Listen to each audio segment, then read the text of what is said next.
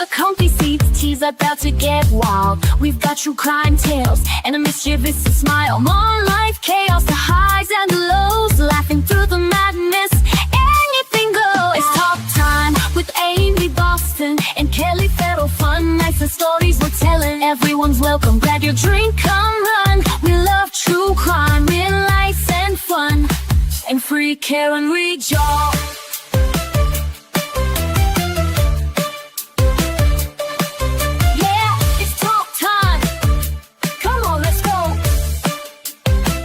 Interviews, confessions, and a little bit of sass. Laughing till we're breathless, letting troubles pass. From mom squad missions to mysteries at night. Grab your crew, settle in, it's a wild ride.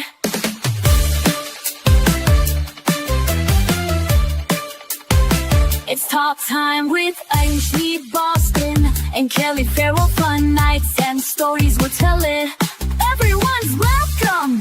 Grab your drink, come run. He loves true crime, real life and fun. Help!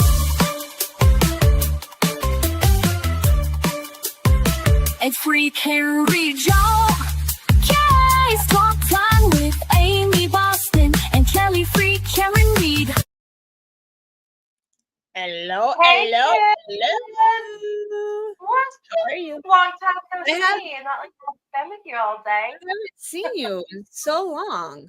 It's been I know. like crazy. Well, I'm behind the scenes. I'm in chat all the time. I just don't really come up here. But Oh, your girl, that's who you girl are. has a hustle. I work during the day. Yeah. Okay, that's who you are. I forgot. I'm Right. you know. So I Right, had I try. the best break between things. Both of my older kids came and said hi to me and gave me big Oh, hugs. And I got to nice. bribe my son to go get my husband food because I didn't want to go. So, hey guys, how are you? Welcome in. Hey. Hey, Tommy. It's good to see you again, honey. Calypso. Woo, Hey, so beautiful. Good to see you again. Oh, wait. Oh, backseat juror. Sorry about that, Amy. Good to see you too. And we got Calypso. And obviously we have Lucas, who will probably up here later. Luke, what are Our you girl doing here? Natalie Dykes ahead. Lucas. Lucas is away. He's What the are you doing here? best. Calling. Hello. Hello, Governor. So we've had quite a week. A We've little had quite bit. a week of Karen Reed. Yeah. A little And a bit. lot of Jen McCabe. And a lot of Jen McCabe. Okay, What did you the think last of Jen 3 McCabe days yesterday? are now the national holidays. Okay, from now on, it's known Christmas as Day for me. Jen McCabe Day, and we're gonna celebrate it every year because Yes. it was pretty absolutely. damn good. Not gonna lie.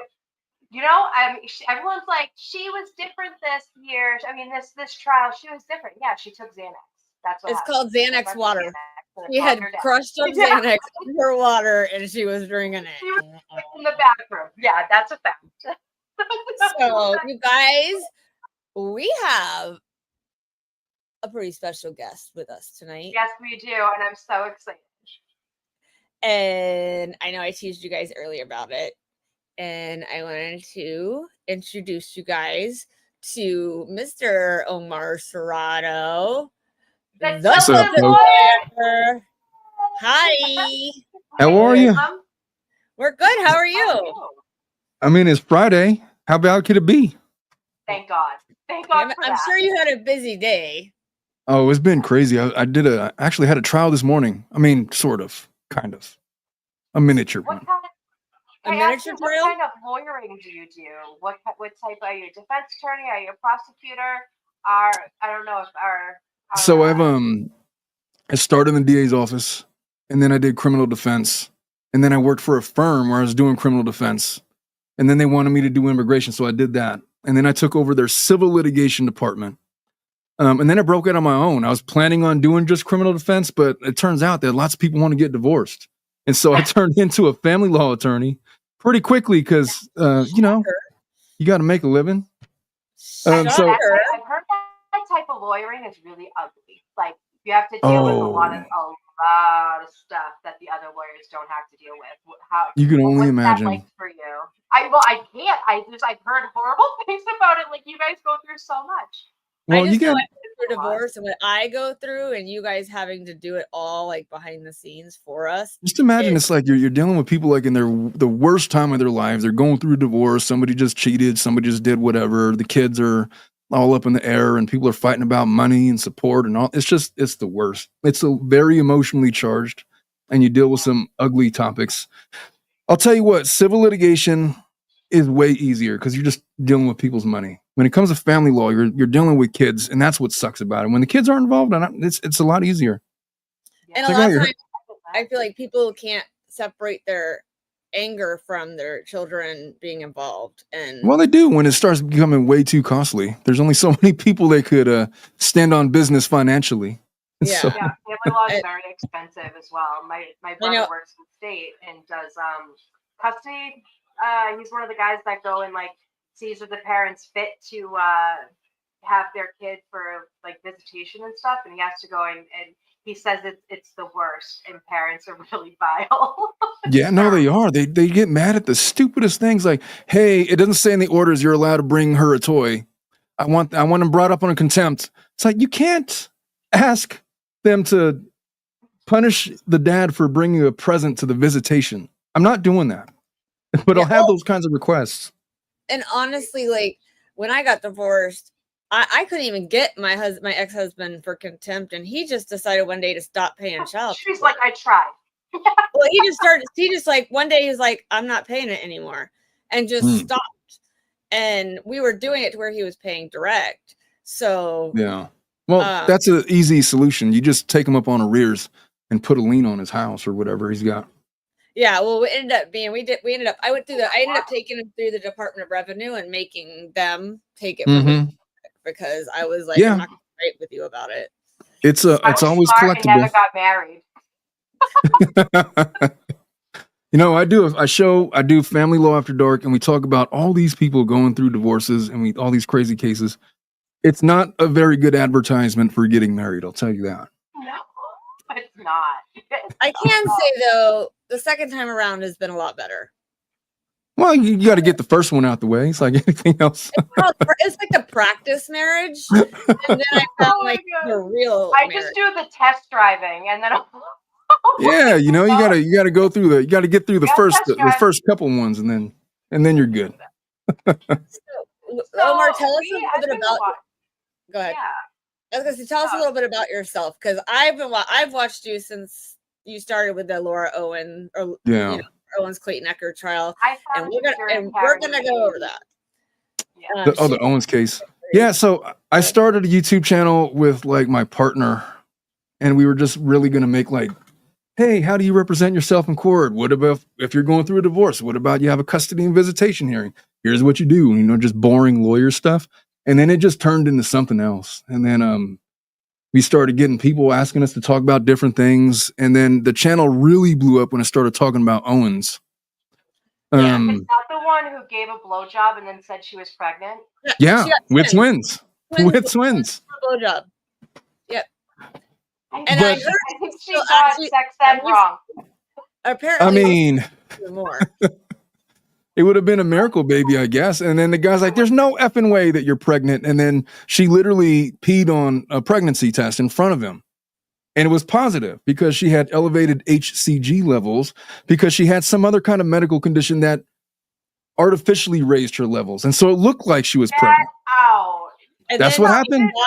She doctored her forms to say it was a lot. Oh yeah, she had an ultrasound picture that she got from Fiverr or something, and it literally found the Fiverr logo on it while on live. Dave Neal found it. He was like, "That's his Fiverr," and we found it. They were like, "Oh crap!" So yeah, I heard she's doing more. I heard she just Lauren Knighty just said that she had Clayton filed something against her, but she's known for this. Oh, she filed like a violation of protective order or something, I heard. I haven't paid too much attention to the most recent stuff, but it's like her MO. Like she's got restraining orders against 3 men that were not really. Right? Yeah, but like the restraining orders that she has were never tried on its merits. They just said, oh, okay. And then when the one case, one guy was like, you know what? I don't give a shit. I'll take a restraining order. I don't have to talk to you anymore. Cool, I'll sign it. And he signs it. And then she keeps on trying to like renew it, like he's like his ongoing threat. And like he hasn't talked to her in like over 5 years or something like that. I don't think she has one against Eckerd. There was some other guy where she got one. I don't remember the exact details, but they're all just bullshit. And she keeps on lying and she claims that she's autistic. And she has this crazy ass lawyer that me and him have beef. I'm dead to him now because I keep. You tried though. I saw. You tried, Omar. You tried to reach out and have a conversation with him. I was like, okay, look, dude. I mean, you're a lawyer. I know that you're a lawyer. I know that you're a smart guy. You can't be this dumb. Have you looked at some of the evidence against your client? It's like, I don't look at any of that shit. I don't believe it. I don't believe any of it. It's like, okay, but you're taking this case to trial and you have to present her side and it just looks like you're a liar or she's a liar. Anyway, and then he tries to file an appeal and then he has this absurd legal theory about how she's going to win on appeal. And then I just kind of had like this debate with him. It's like, well, the law doesn't look like it's in your favor, essentially, without going into all the details. And he got really mad at me because I made this video, like, I guess, going against his position. And then he says that I'm wrong and I don't know what I'm doing and I'm not a real litigator. But then it turns out I was right on every single thing. And so now he just says that I'm dead to him. He won't talk to me no more. So it's cool.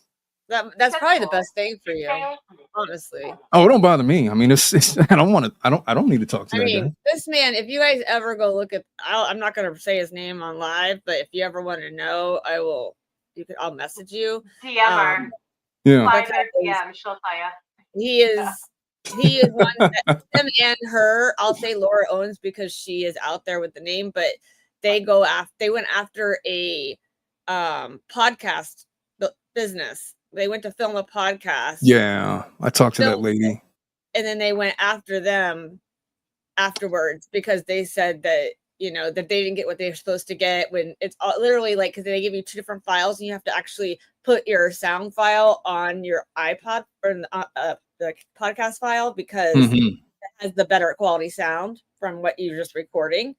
And she said that she didn't get what she was supposed to. She filed with like the Better Business Bureau, the Attorney General. She filed to get charged. Like JLR.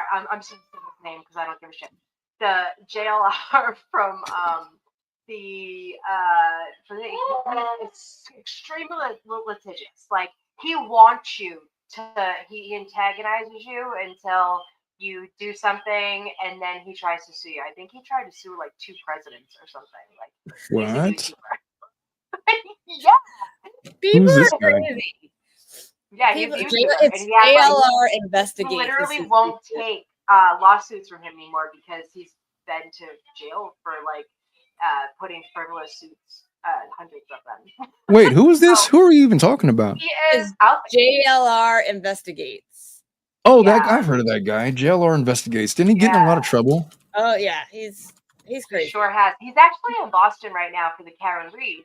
And the state police ain't having it. So he's been looking into the New England serial killer instead. I thought he got his channel taken down. Is he back? I guess he is, isn't he? Oh, he's back. And he doesn't stop. All right. I've been into true crime for I'm a trial watcher. Like law fascinates me. I'm an IT person. I missed my calling with law, so I just watch people like you and. Oh, you don't want to get involved with this shit. It's a bit much. It's really hard on your soul. It's fascinating, but it's a lot more fun to be like on the sidelines and just talk shit than have to be in the middle of it and like make all the arguments. Yeah. I mean, I feel like I could be a lawyer. I feel like I could pass like law school because I've learned so much of law, even with the Karen Reed case. Like, if I hear motions in limine one more time, and the word I hate the most is methodology, and just like take that and just throw it out the window because it just drives me crazy. But I mean that, and just watching how lawyers can really get sneaky, and watching how you see the honest lawyers, but then and you can also pay attention to like the people on X, which is a cesspool, by the way, but I do enjoy trolling people on X on occasion. But there's people who think that they're backseat, Monday morning lawyers who think that they know everything, YouTube lawyers. Yeah, well, that's all my clients. You're not that, Amy. It's like, hey, why don't we just make this, just say this and that? It's like, that's not even the same ballpark that we're talking about. Yeah. They know it all, right? Tell me I want to know one of your craziest cases. Oh, one of my craziest cases? Oh, a dark one or like a lighter one? I don't care. We're in Feral Friday. It's Feral Friday. You could do whatever you want. There's no rules here. So the craziest case, they're all criminal cases. And since that's kind of the theme of today, I'll give you two. They're all gonna bum you out just in advance. But there was this kid. He was like maybe 26. When I took on his case, I was like 35. I actually didn't get to take on his case because they couldn't afford the firm. But I went to visit him. Not the victim, the killer. I went to visit him and do a jail visit with him. So his family was trying to hire us to represent him in this case. And so I get the case file, get all the discovery, and the victim is this 26-year-old kid. And I got like the Cellbrite reproduction of his phone and all this kind of stuff. You can see all the pictures and videos and things. And he's just some stupid kid, like sending out dick pics to people and like trolling people on Tinder. And he's got like this daughter and like he's saying shitty things to ladies. And I don't know. He was an imperfect guy, and he wasn't like a saint, but he was just a kid. And so he gets involved with this one girl who's like 19. And this older lady who was, I guess, her mentor, she was like 37. And they invited him up to this house in this secluded part of Southern California, Paris, California, where he would drive there. It's up this windy road. And like it was on like an acre and a half, a couple of acres. When he got there, he was propositioned and promised a threesome with these two ladies. But when he got there was these two guys lying in wait. And they murdered the F out of that guy.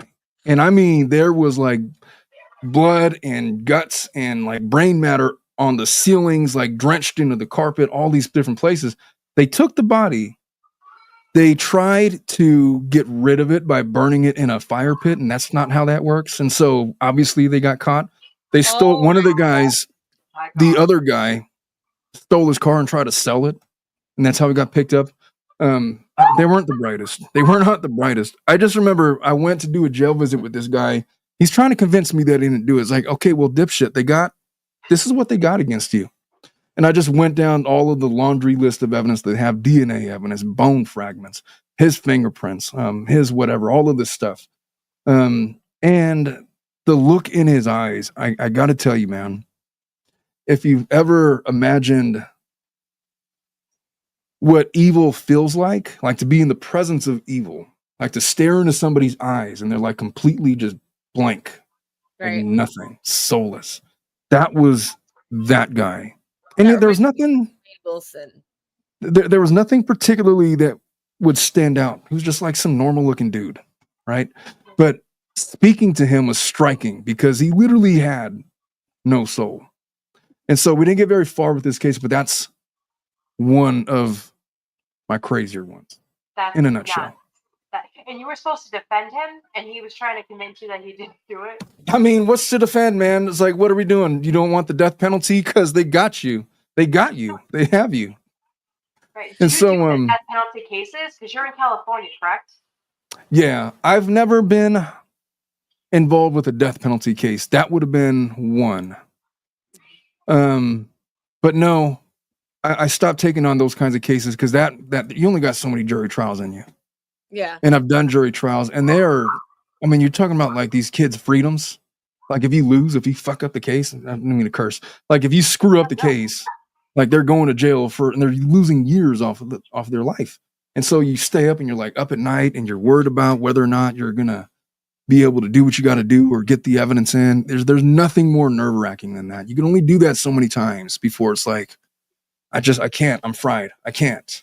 And so I look at, just even comparing that to Karen Reed's attorneys, I don't know how they've been doing this for 2.5 years. Like, yeah, but you listen, if you listen to Jackson, well, all those attorneys really, particularly the defense attorneys, they speak, and it's no different from the prosecution and the defense. I mean, there's a big difference, but the difference is prosecutors, they do this every day. They're so detached from these cases. They don't give a shit about if they lose. They lose, they lose. They win, they're supposed to win. And so they're emotionless. And it's very frustrating as a defense attorney where you have so much writing on a case and they just kind of blow it off as like, whatever. There's another day at the office for them.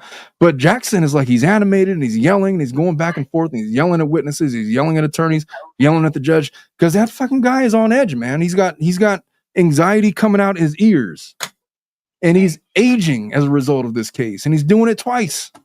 Yeah. And so it's a lot, man. It is that, like, when I tell you it's way more fun to be on the sidelines, it's exactly what I mean, because you're in the pressure cooker when you're defending a criminal, an alleged criminal.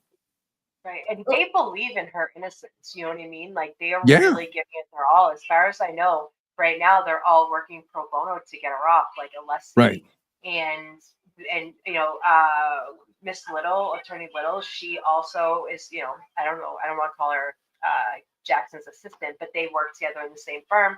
And it has got to be physically and mentally draining, especially knowing that you have the state of Massachusetts literally trying to lock somebody up. Like, they have all the guns blazing, tying hands behind their back.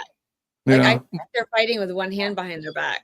Well, I could tell you this. That when you step into a courtroom,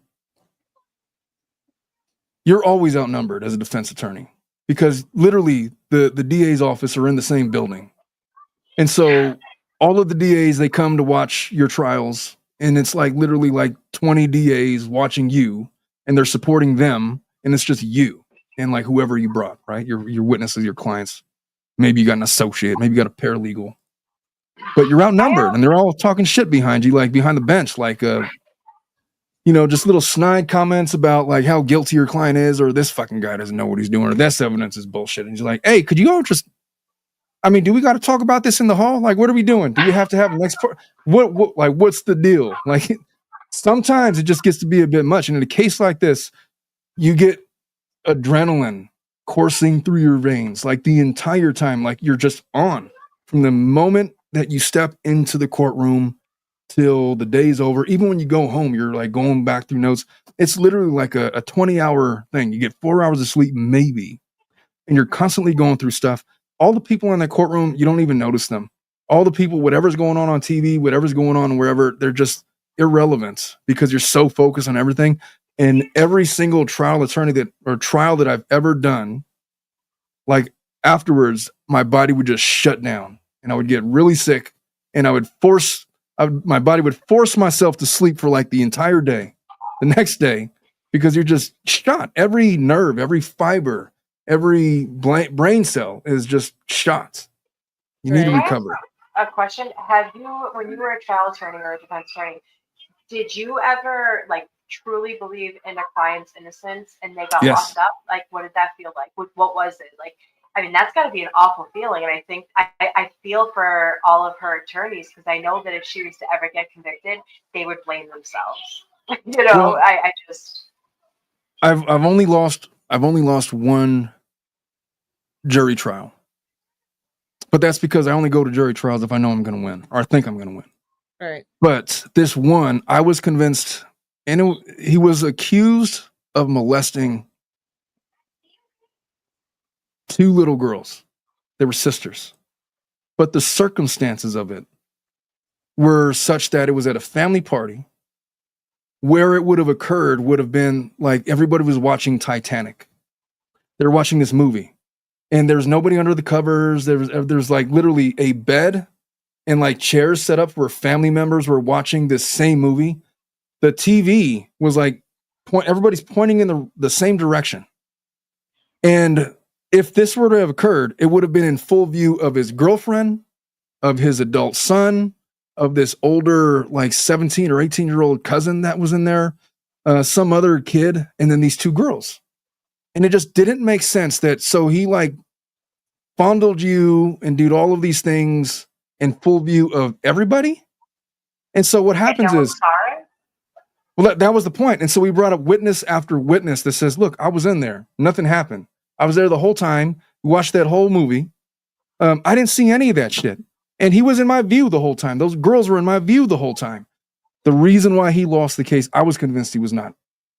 And by the way, if you could draw a picture of a child molester, you would have drawn that guy. He was creepy uncle. Exactly what you would picture. I mean, he wasn't doing himself any favors. Yeah. The guy you don't want to be in like a dark hallway with. Yeah. And so the reason we lost that case is his girlfriend, who was one of our key witnesses, one of our last witnesses, gets on the stand and she admits, and I didn't know that this was happening. I didn't know what was going on, but she admits that she visited my client at his house the night before she testified, and they went over aspects of their story together, which made all of her testimony where she said, I didn't see any of that stuff, completely uncredible, because now the jury thinks that she's a liar and that they basically came up with a story, and that's what everybody was going with. They thought that the son was biased. They thought the girlfriend was biased. They thought that it couldn't have went down that way, and they believed the girls. And if you're on a jury and you're on the fence, you don't want to acquit somebody that's guilty of something like that. And so they protected the girls. He got convicted and was sentenced to 6 years. And when he was convicted, it was the only time I've ever experienced that, where the guy I knew was going away for years, he like literally threw up into a trash can that was like right next to the council table, and like his family bust out in tears and stuff. And I had to go to therapy because I was like, I was pissed. I was angry. I was a lot of different things. And then my therapist said, well, it's not your fucking fault. The witness is the one that like tanked the case. Did you tell her to do that? No, I didn't. Which is true. But at the same time, it's a tough pill to swallow. Yeah, but especially when you're trying to defend people. And being accused of that and being sent to prison too, you have like a target on your back. No one likes chomos. Yeah. Nope. It's like, you're already going there with like a target on your back. So wow, I'm really sorry that happened, but I totally get it. Where you're just like, I know this guy didn't do it, and he's going to jail for years. That's crazy.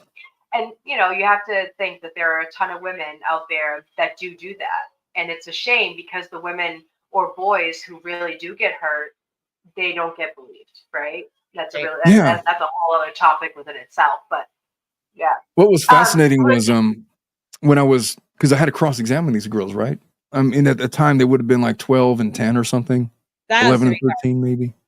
But at the time they were older now. It was like 4 years after the incident. So I think one girl's like 19. Maybe it was 6 years. I don't know. That wouldn't make sense. But she was like 19 in college. And so I'm trying to question. You can't just like go on, full on confrontation mode and cross-examine. You're cross-examining kids. So I was like trying to just like highlight aspects of their stories that were inconsistent or didn't make any sense, so that I could argue to the jury on cross-exam that, look, because if I go after the kids, they're going to hate me, right? So on my closing arguments, I just pointed out there's no effing way that it went down the way that these kids said. It's because of all of these different things. But at the end of the day, they didn't believe my witnesses, and so it was that. And there's like that fine line of like, if these jurors believe that these girls actually had that happen to them, and you're the dickhead, like badgering them and like being, them, that makes you look bad, even though you know that these girls aren't telling the truth. Skylin, she's one of our viewers. She's always there. Hi, baby. Question: why would it take a child molestation charges 10 years to go to Superior Court? I want to say that particular case, it didn't take 10 years. It took like 5 or 6 years, if I remember correctly. So but the other, a lot of time. A lot of the reason why is because because number one, my guy was out of custody, so he wasn't in a rush to go to trial. And so we kept on getting continuances because of whatever investigations. Also in California, CPS and law enforcement prosecuting these cases are not that efficient.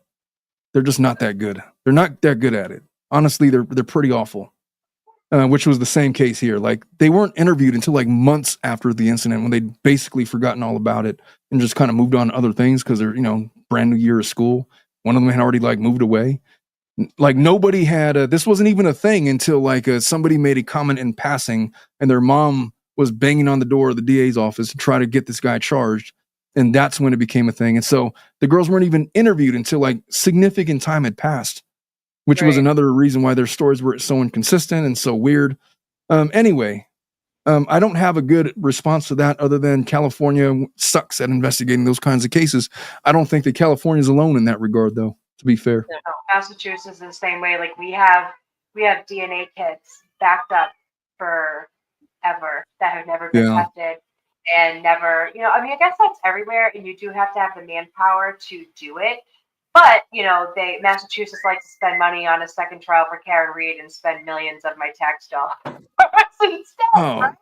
it's the stupidest thing about our justice system that you could have a mistrial, not prove your case, not meet your burden of proof, and then just get a full-on second bite at the apple for no reason. Well, and how Would often you have do brought they this do case that? in California? Like, if you were the DA, would you have ever brought No. this case? There's no chance I would have brought. What would your reasons be? Well, this was very much a political case. If this was brought to trial in California, it would have been for political reasons.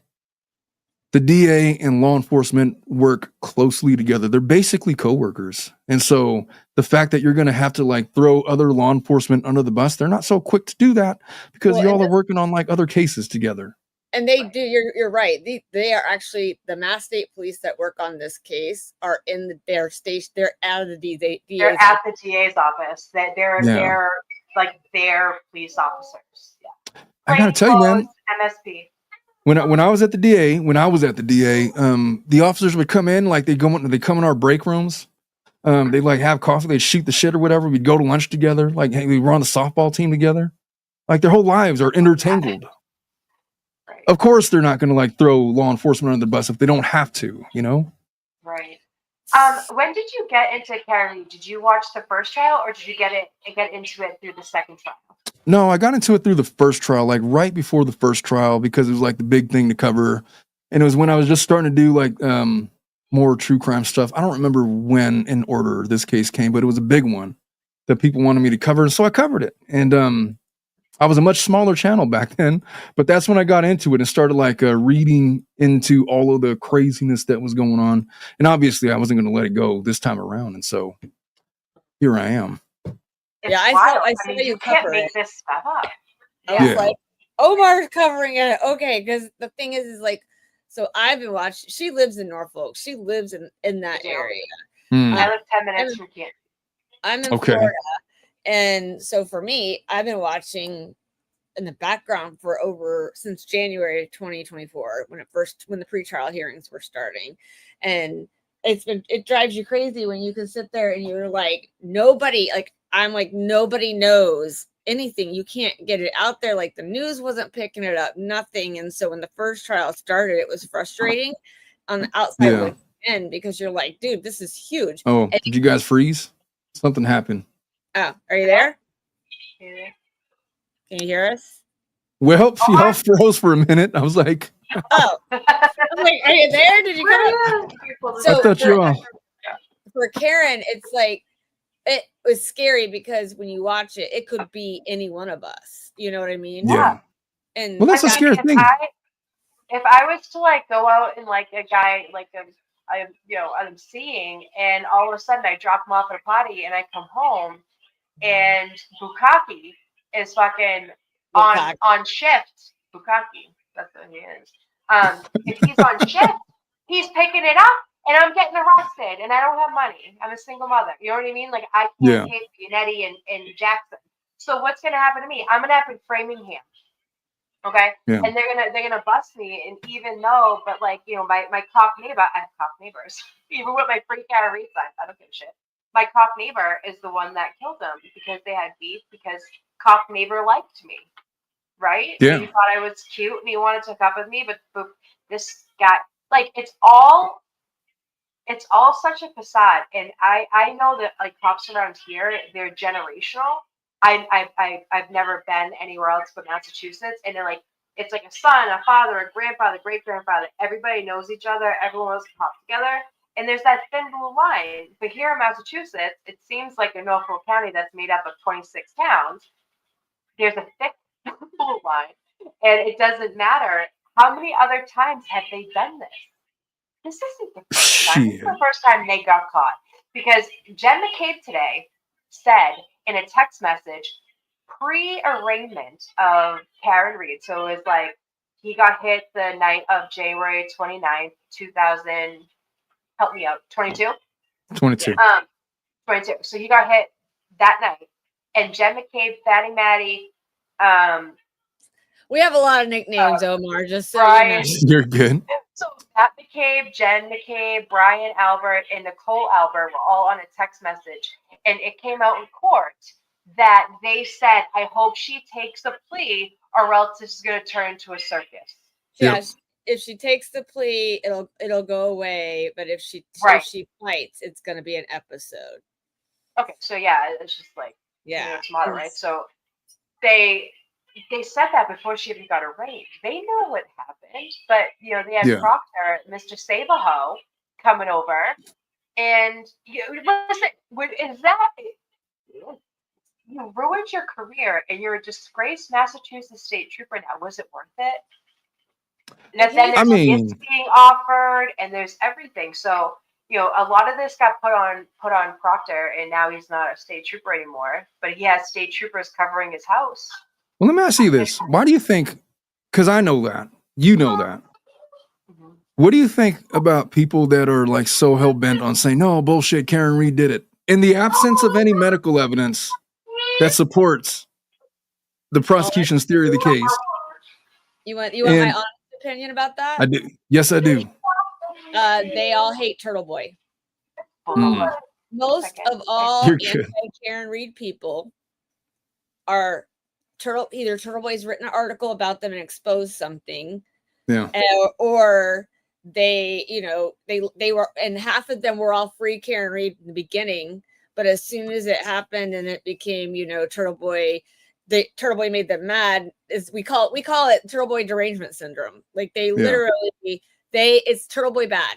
Turtle Boy pissed me off, so now I'm anti Karen Reed.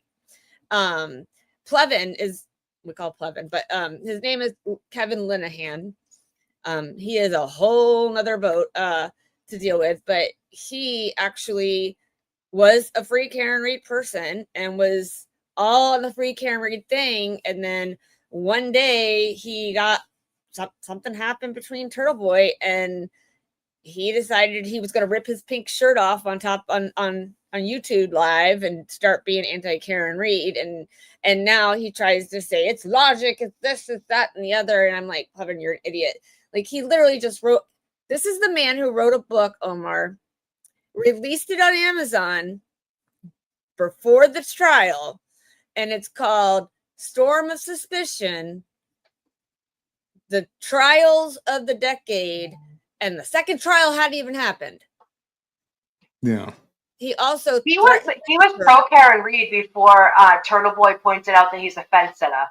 So Turtle Boy was like, "Why don't you pick a side? Pick a lane, bro." And he was like, "Well, I hate you now, so I'm gonna be anti Karen Reed." And he calls everybody a grifter. Like you're a grifter to him because you cover the case, right? Yeah.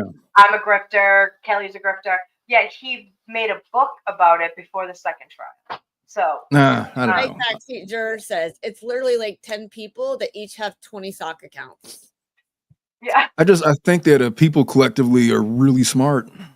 And like everybody that I've talked about that knows the facts of this case, I haven't met anybody yet. I've seen them a lot in YouTube comments. I haven't met anybody yet that genuinely believes that Karen Reed was guilty. I agree. At the very most, and even not even this. Like they'll say that, oh, maybe she accidentally, okay, but no medical evidence supports that he was backed into by a car. Like none. That's the case in chief, and not a single medical examiner.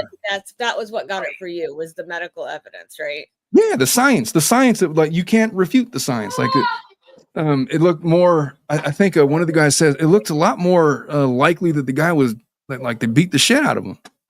Like he got in a fight is what he said. Like he had signs that he had like head trauma from like a fight. That's what it looked like. And he said he'd been practicing for like 30 plus years or something. He had a tape on his nose above his eye, two black eyes. He had fractured skulls up here. Yep. And then he, of course, had the fractured skull that was completely incapacitating from the back, that 2-inch laceration. I think you could get a conviction if you get the doctor to say that, oh yeah, this is the only way. These injuries are consistent with somebody who was backed into by a car at 20 miles an hour. But they didn't say that.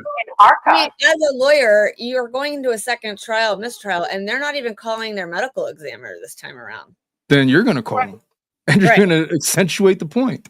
Because she would not. They literally were like, "Oh, you suck." Like in text message, other cops were giving Proctor a hard time. Well, you suck. You couldn't get her to give you the right thing, and she wouldn't change it from undetermined to homicide. And they were like, I should have went and talked to her. She would have changed it then. I mean, and then like you have, what does it look like as a lawyer side of it too? Like, I'm really interested to know, what do you think a jury might think when they come up and they already know that the lead investigator has been fired, but what do you think is going to happen when they come up and Proctor's on the stand? Like, where do you think that that's going to like go? How do you think that the prosecution can cover that? Because they're trying to blame everything on Proctor now. Yeah, I mean, the first trial, it was like, there was obviously, the red cup collection of the evidence and the red solo cup or whatever, chain of custody issues, the entire thing, like stuff that was found days after the fact, versus when it should have been found. And, they had some kind of excuse for every stupid little thing. Right. I thought back then that there was no chance that any jury is going to see that and think that this was a credible investigation. But I said that, and we got a hung jury. I also think that the jury is ready to acquit on murder. They were hung up on some other issue, and then the stupid ass judge decided not to poll the jury for whatever reason. She didn't legally have to do that, fine, but wouldn't it have been a good thing to do? You got the trial of the century in your courtroom. You're not going to poll the jury and see if you could salvage the case. They literally called it this trial and sent them out within less than 15 seconds. It was like shocking. It was just so counter to what I thought any responsible judge would do. Yeah. And so she actually got moved to Supreme Court. So she's not even in the district court anymore. She's currently being a judge. She got moved, but she kept Kara Reed's case. Her brother actually was Chris Albert's lawyer when he killed someone with vehicular homicide, and he only spent six months in jail. And he's also a lawyer, obviously. And so they asked her to recuse herself, and she wouldn't. So also they had a Venmo. They had a Venmo. Oh, hi, my Squishmallow. Hi, baby. Like and subscribe. He's so sweet. So we had when it came to, first of all, Chris Albert killed somebody drunk driving, right? And that her brother was his defense attorney. And then they had a Venmo that literally came up and said it was other witnesses in the case for the prosecution that had said for the cabin or for the house, the beach house, for Beverly and Frank. Well, Frank is her husband, but because they added an E to her name that wasn't in there, she said it wasn't her. And that she thought, she took her 10 minutes, she walked out, came back, so she thought about it, and she did not believe she needed to recuse herself from the case. I don't know. Honestly, don't know. Is just like, how do you handle that with that as a lawyer with so much bias showing? I mean, she don't even hide it anymore. You don't get to pick your venue. Actually, honestly, I think that she's done a better job this go around than she did the first time around. Because maybe that just because of the scrutiny, I think that she's less. I don't want to say she's less biased. How do you even gauge that? I just want to say that she's been more even-handed in her rulings that I can tell than she was the first time around. She has legal overruled today. That was Say it again? She said overruled, and I did not know she knew that word. when Hank he objected and she overruled it, and I was like, oh wait, I've never heard that come out of her mouth. To be fair though, just listening to Jackson and the way that he cross-examines in some of his questions, by design, a lot of Jackson's questions are objectionable, and so when you hear him getting sustained to, it's not because the judge is biased, it's because he's asking objectionable questions, but he's doing it for effect, and he does it effectively. And so I wouldn't read too much into that. I think really where where you want to look is in the way that the rulings, the pretrial motions were litigated. The biggest issue that I might have had was with third-party culpability evidence, but even that there was legal precedent to support. And largely, if you just go off of the case law, she seemingly got it right. I'm just, we'll see how it goes. I mean, she's doing a better job this time around. I don't feel as much as I did the first time that things are unfair. And as long as it's not unfair, then I'm good with it. I just don't want her to fuck up jury deliberations again. Right. Right. And I think that has to do a lot with Hank Brennan. Hank Brennan came in. I think Lally was in over his head. I'm not a lawyer. I'm just a chick. But I think that Lally was in over his head, and Hank is effective. Like, people are like, what do you mean he's effective? And like start to like, get all hot around the collar. But he's more effective than Lally. He knows what he's doing. Yeah. He definitely does. Definitely. But how? Go ahead. Go ahead. No, you go. No, you go. Go. So what do you think that the Jackson today bringing up that, Brian Albert's a first responder. He was the head of the Boston Police Fugitive Unit for 30 years.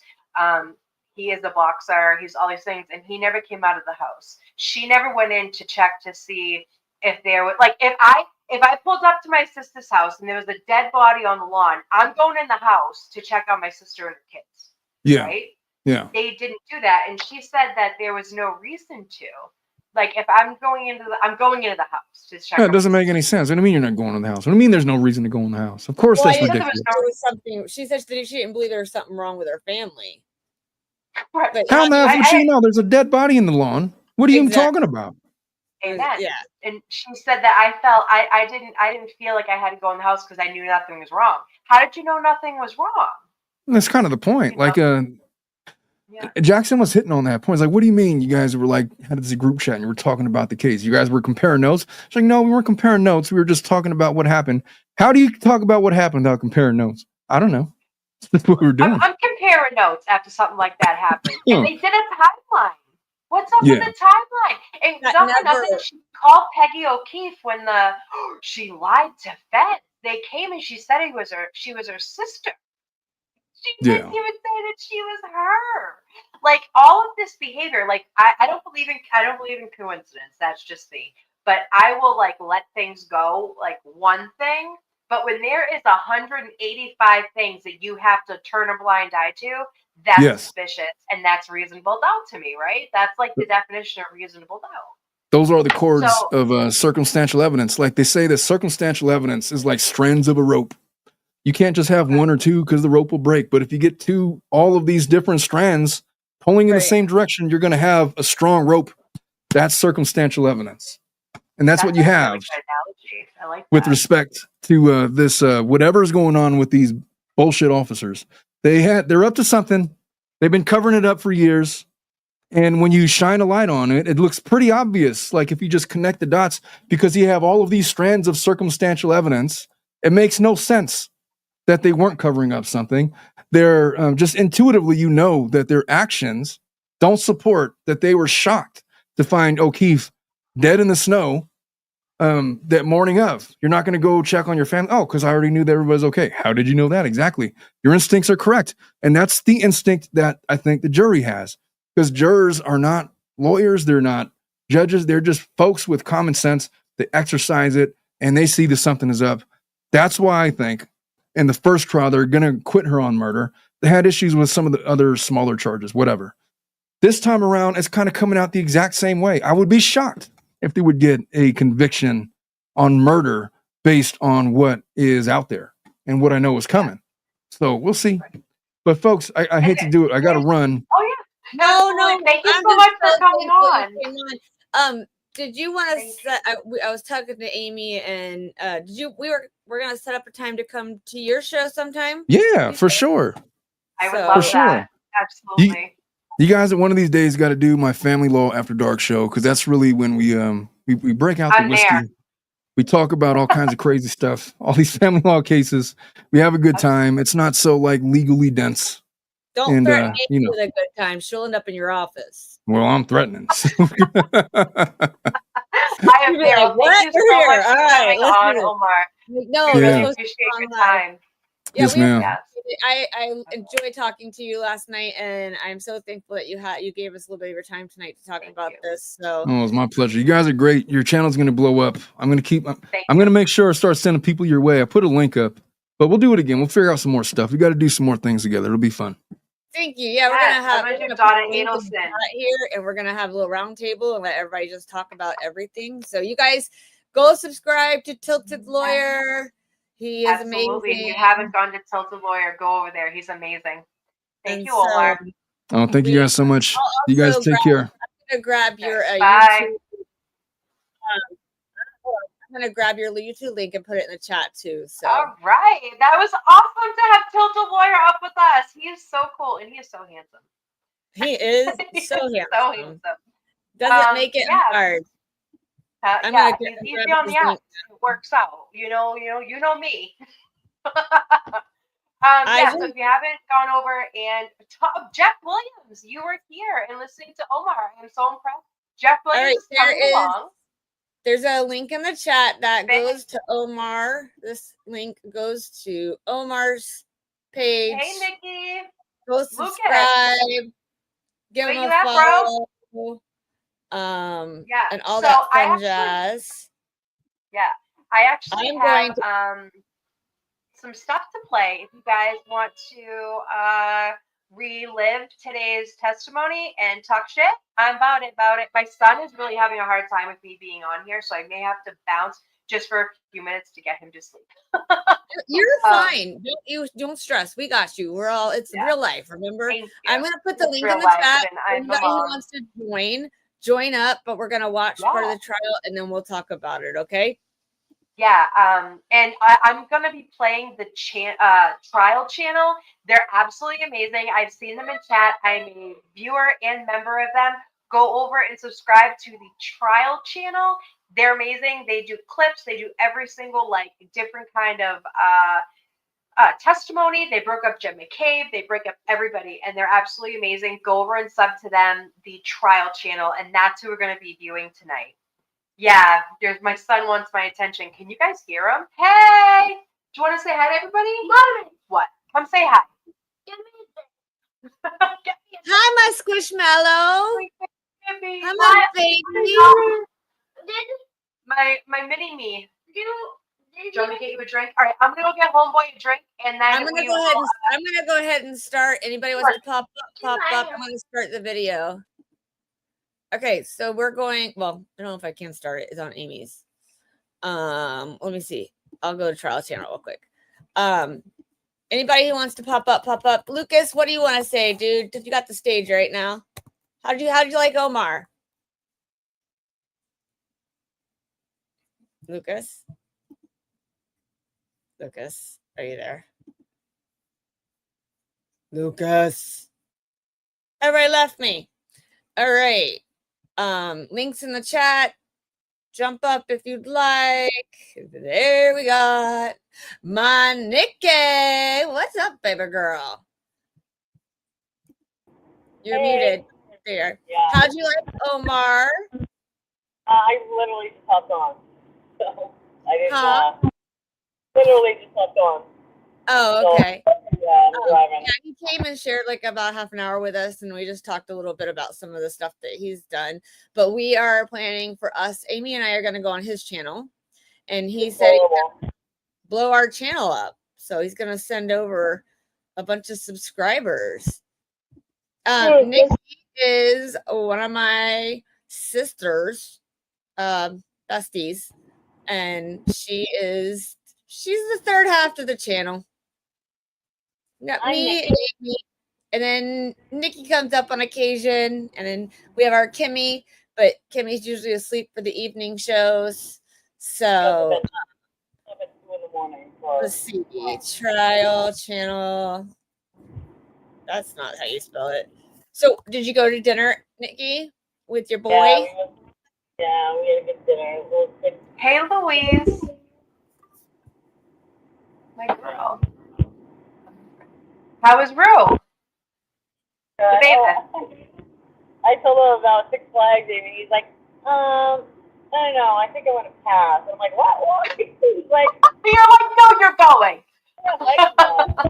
So I wanted to show you guys. Simple. Joe Bimble in the house. Where has Joe Bimble's awesome. been? Hi, honey. Where you been, love? Where you been? Where you been at? We miss you, Ben. This is our Good. boy. So I wanted Nikki to show you. Nikki's my soul sister. She's the other half. Yeah. So I wanted to show you a picture because if you guys remember today in trial, Jen said that she was like, well, there's cars kind of here, there, and everywhere, you know, like the cars or whatever. And hey, welcome in, baby. And so hey, wait a minute. Sorry, Kelly, 1 second. Jeff Williams, my buddy. I know that you're like on the fence right now and you're starting to see what we all have been seeing for a really long time. I invite you to come up here with us and have a conversation. You don't have to show your face. But if you wanted to come up here and oh yeah, Joe Biff, you're always riding dirty. If you want to come up here and talk to us about it, we'd love to have you. There's a link in the chat. Okay. Yeah, we like different opinions. So what I'm going to show you beside, I'm going to take this off, but this picture right here. So Jen described where the cars were. Remember, he was like, Jackson was like, where were the cars? Where were, there's engines running, there's lights going, and she was like, no, not really. It was more towards the neighbor's house. Well, here's the picture from the neighbor's house. Yeah, there was literally one car, one of them in front of the neighbor's house. The rest was all up there. So, it's a big, like, difference. Huh?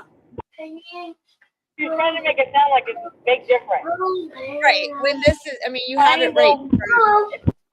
Like, hi, Kelly. Hi, baby. I love you. What about me, Kaden? Said, I thought Nick was a dude, not a blonde. No, Nikki is all girl, and that's my soul sister. Oh, Shari D in the house. D, baby. Wait, this is a new person. Hi, Equal Parts Sympathy and Outreach. How are ya? Welcome in. Hi, you guys don't forget to like and subscribe. We are a baby channel. We just want to get it out there so people can come hang out with us. We're a homey channel. Like, we like it like home. So, we like weight, and we don't have rules here, and no one's in charge, and we can be wherever we want. Welcome everybody, and we just want to have a good time and talk true crime. So that's it. Our only rule is don't attack each other. I love you guys. I love you. I love you.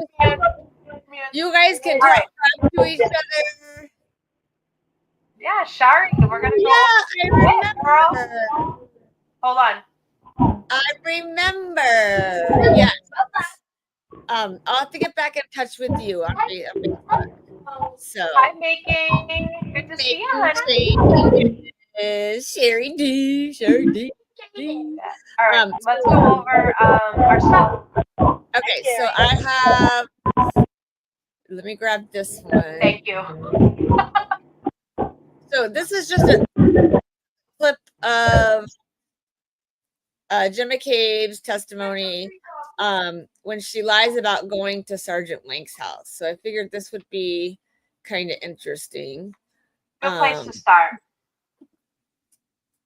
And let's see. Nikki, I muted you just because there was like back noise, but I won't keep it that way. I just wanted to let you know. You guys, if you're just coming in, we really want you to go to the beginning. Afterwards, you can go back to the beginning and check out. We had Omar Serrato. He is the Tilted lawyer. He came on for about a half an hour to talk with us, and he is so good and so great. and we want you guys to go subscribe to him as well. Because he only got a half an hour to spend with us, but he was welcome to. Oh, you said hi, Jeff Williams. He was gracious enough to join us. So, Jeff all right. Williams, my son is saying hi to you. He said hi, Jeff Williams. He hears me say it all the time. Anywho, okay. He said what happened to StreamYard. We're on it. Who said that? Lucas. Oh, we pulled him up. I thought that I kicked him because I thought he fell asleep. Come back. Come back, you Lucas. Jeff Williams said, hi, young man. You guys, I'm going to be obnoxious and have a Jolly Rancher. I apologize all ahead of time. Be obnoxious. You're fine. I'm going to be obnoxious. Okay, let's go. All righty. Here we go. I want to change gears for a second, Miss McCabe, and ask you about that visit that you took to Michael Lank's house.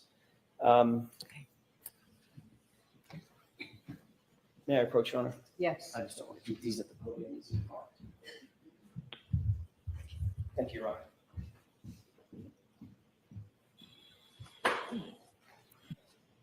Have you and Ms. Roberts discussed that visit to Michael Lank's house before your testimony, before you testified to it for the first time in May of 2024, about a year ago?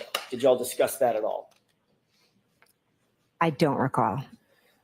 You testified under oath in that proceeding that you went, and I want to be very clear about this, that you went from One Meadows, the O'Keefe residence, John O'Keefe's residence, directly to Michael Lank's residence, which is in another neighborhood in the same town, correct? Yes, we went. Correct. And you indicated that you were there to drop off one of Carrie's daughters. Is that right? Yes. That's how you testified in May of 2024, about a year ago. Yes. Just a moment, Your Honor. Yes. You spoke to Lieutenant Tully about this very same visit on May 10th, 2024, before your actual testimony in that other proceeding a year ago, correct? Yes. All right. And what y'all talked about was your visit and your travels over to Sergeant Lank's, by the way, Sergeant Michael Lank of Canton PD, correct? Yes. The same Michael Lank that we've talked about. Yes. You talked to Lieutenant Tully about that trip over to Michael Lank's house, correct? Yes. You indicated that in that interview with Lieutenant Tully that you went over to the Lank residence with Carrie Roberts to pick up her daughter at the residence, correct? Not to drop her off, but to pick her up. She was with us at Meadows, so we dropped her off. Right. I know that's what your testimony was a couple days ago. Mm-hmm. I'm asking, when you talked to Lieutenant Tully on May 10th, 2024, before your testimony last year, did you tell Lieutenant Tully we were actually there to pick up her daughter? That's why we went to Michael Lank's house. That's why you went to Michael Lank's house. I went to Michael Lank's to drop her daughter off. What did you tell Lieutenant Tully? That I went to drop her off. So you didn't say pick her up to him. I don't believe so, no. So if he said that, that would be another example of an incorrect report. Sustained.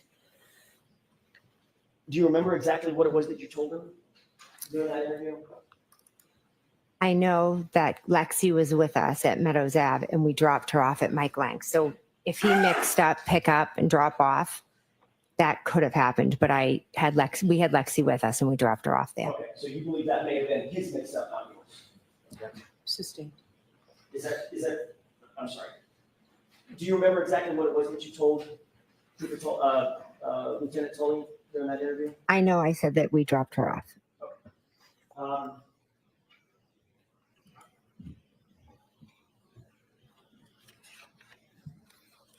It was 11 days later that you actually testified, correct?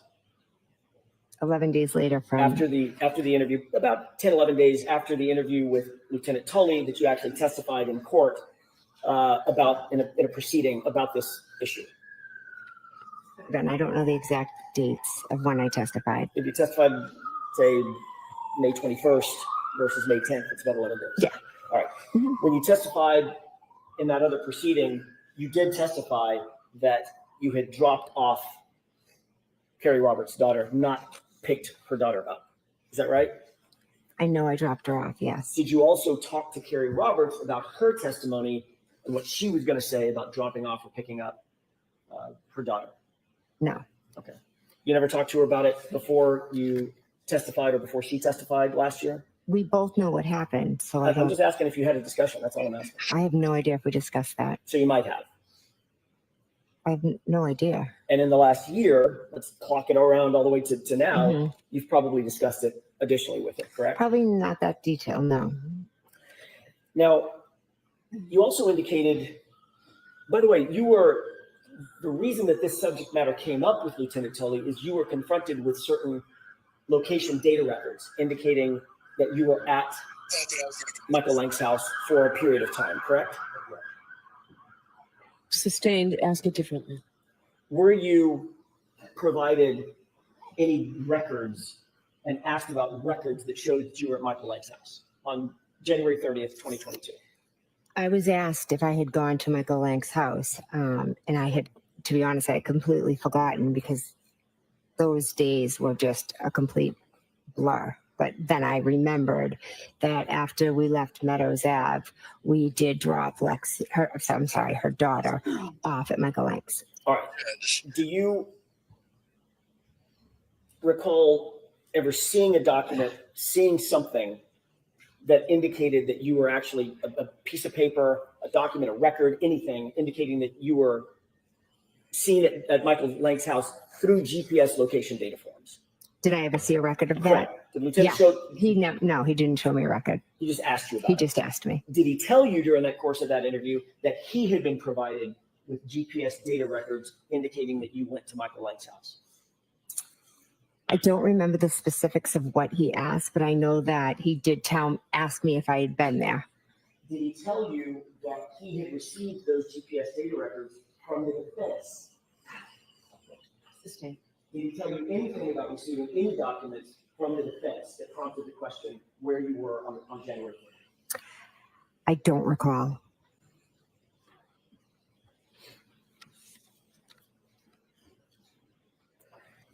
Before that interview on May 10th with Lieutenant Tully, this is preceding your testimony last year. Okay. Had you ever reported that you went to Michael Lang's house, Sergeant Lang's house, on January 30th to anybody?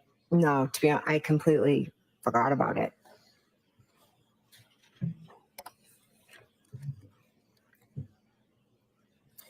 You indicated that during that visit, you sat outside in a car, in Carrie's car, correct? Yes. Basically for the entire visit. Is that right? Yes. You indicated that you did not go in the house except to use the restroom possibly, correct? I have a faint memory that I ran in to use the bathroom. You indicated that you did not see Sergeant Lang at his home, correct? I don't believe I did, no. What time of night was this? I don't know. We had left. We had been at Meadows for a while, and then we left, dropped Lexi off, and then I went home. I don't know a time. Maybe afternoon. I'm not sure. I'm sorry.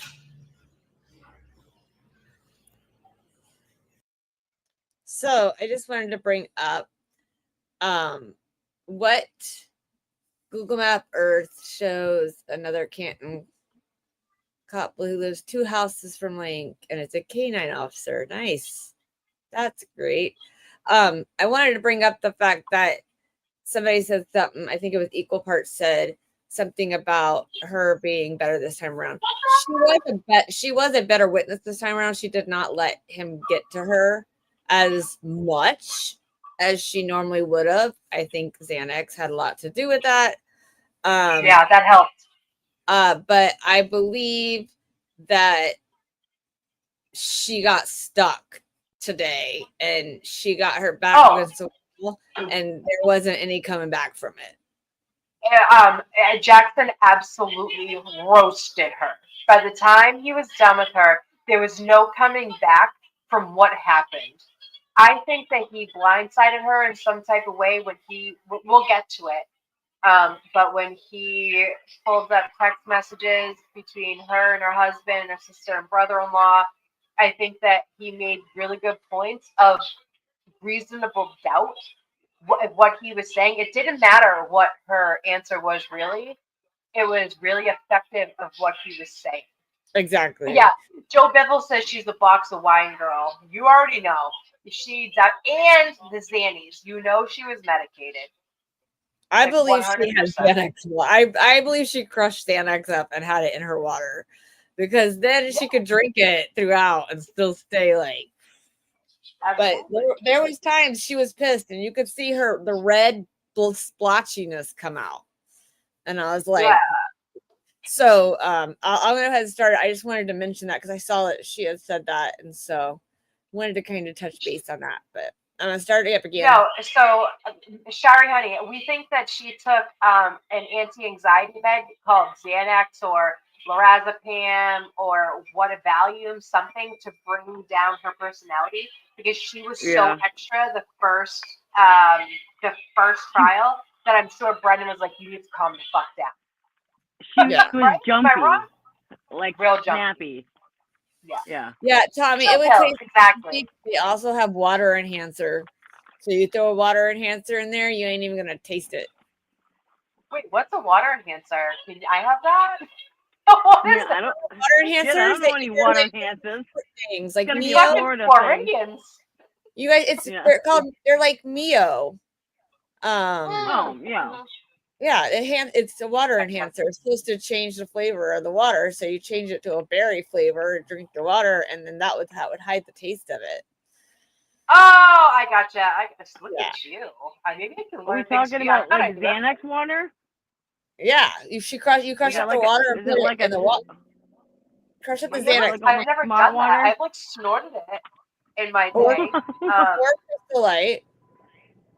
But I mean, Matt might fight her for that, so I don't know how much he would let her use his Crystal Light. I mean, look at her eyes. Like this still right here tells me that she's on something. Her eyes are so low. Like I have like small eyes. I have like cat eyes, but she has those big buggy eyes. And look at her eyelids. Right? Am I wrong? Right after lunch, she was like, yeah. So. All right, let's keep going. All right. Making changes. I can't. Your Honor, I have a 10-page document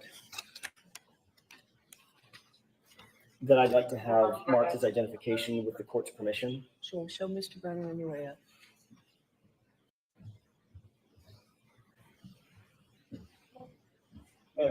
Look at Lally just hunched over. Thank you.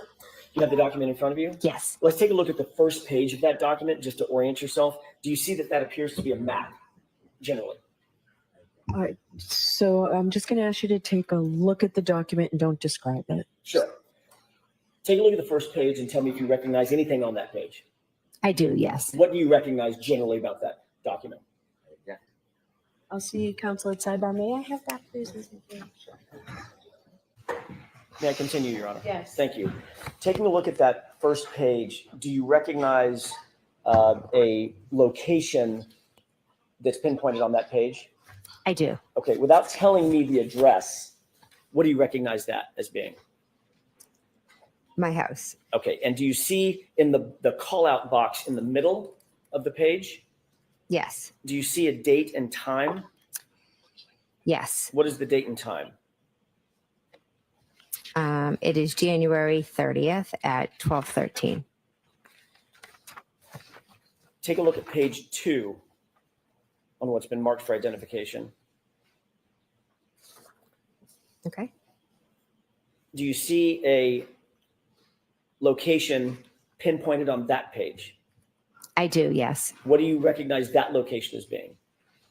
John O'Keefe's home. Is that what we've talked about on Meadows? Yes, Meadows. Do you see a time and date for that location? Yes, 1/30/2022 at 12:19. At 12:19 p.m. Yes. Okay, thank you. Hold on. Can you time out for a minute? Turn to page, pardon me, 4. I just want to point something out that before I forget. I think I said this earlier. Higgins said that he went into the house. He was there early. He did the driveway or whatever. He went in the house. He didn't drink anything because there was no liquor. I fucking doubt that. And then he said he left. This girl is saying that he left with them at 1:45 in the morning. You're on mute. Sorry. He was seen on video at Canton Police at like 12:30 something. So there's no way he left at 12:45. He left at 12 or 1:45. Yeah, she said he left at 1:30, 1:45 with them. So that's a lie right there because he said he had left. Because anyway, okay. The time that they saw him at this, I think it's like, I think he left he left there. I don't remember exactly how it was. I have to go back and look. But I know that they have like 12:15ish. He said he left.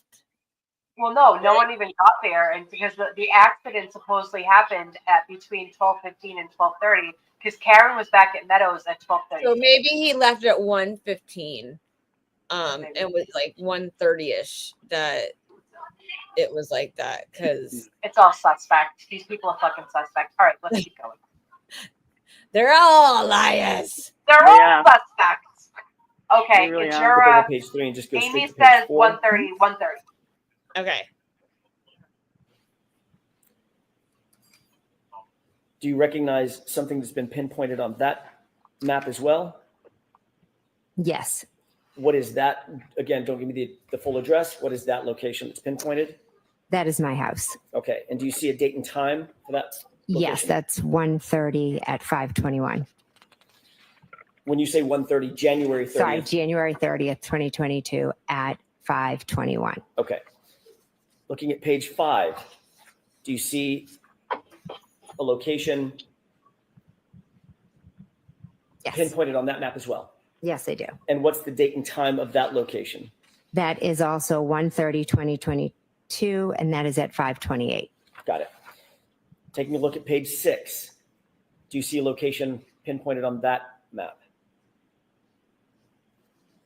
Yes. What is that again? What is that location? That is 1:30, 2022. The location, the address? Oh, I'm sorry. That is Fairview. Appear to be 34 Fairview? Yes. And what's the date and time? 5:36.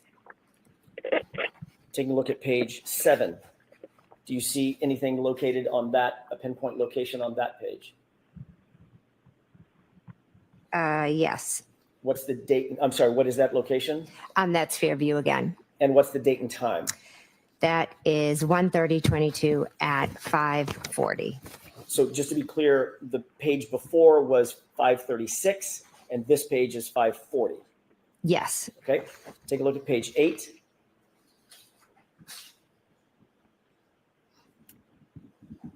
Do you see what's pinpointed on that page? Yes. What is that location without giving me the address? I believe that's Mike Lank's home. What's the date and time?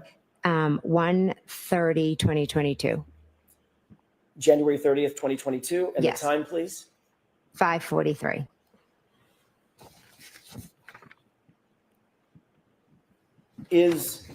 You're familiar with Canton, obviously? Yes. Much more than we are. Is Yes.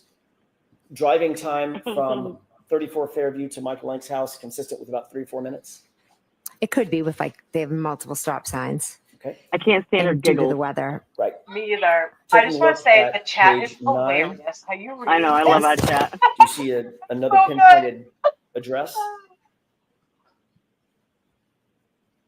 Yes, I believe it's the same one Okay. The same address on.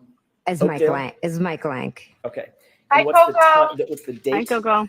of that? 1:30, 2022, and that is 6:28. And 6:28 is about 45 minutes after 5:43, give or take, correct? Yeah. Finally, the last page, page 10. Do you see yet another pinpointed address? I do, yes. Is that your address? Yes, it is. Okay. And what's the date and time of that pinpoint? That is 1:30:22 as well, and that is at 6:34. And would it be safe to say that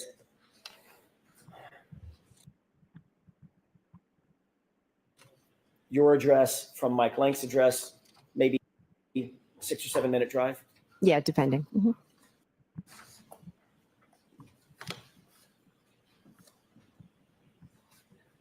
Depending on what, Jen?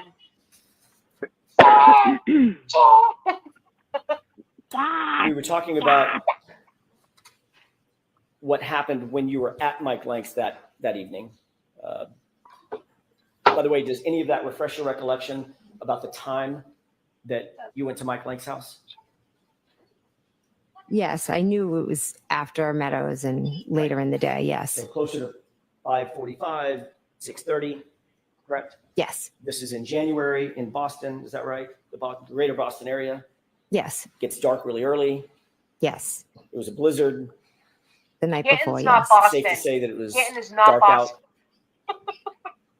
Put that out there Safe from to a say it's Boston cold girl. out. Yes. What's up, The blizzard Natalie? was still brewing, Hi, correct? Mama. I think it had stopped snowing by then. Still freezing cold. There was a lot of snow the Believe next so. day. We had like 3 Um, feet. Natalie's my And your testimony unalive. is that you sat soulmate. outside in a She is so car good. She lives like 10 minutes. with Carrie Roberts and Michael Lank's wife for 45 minutes. Yes.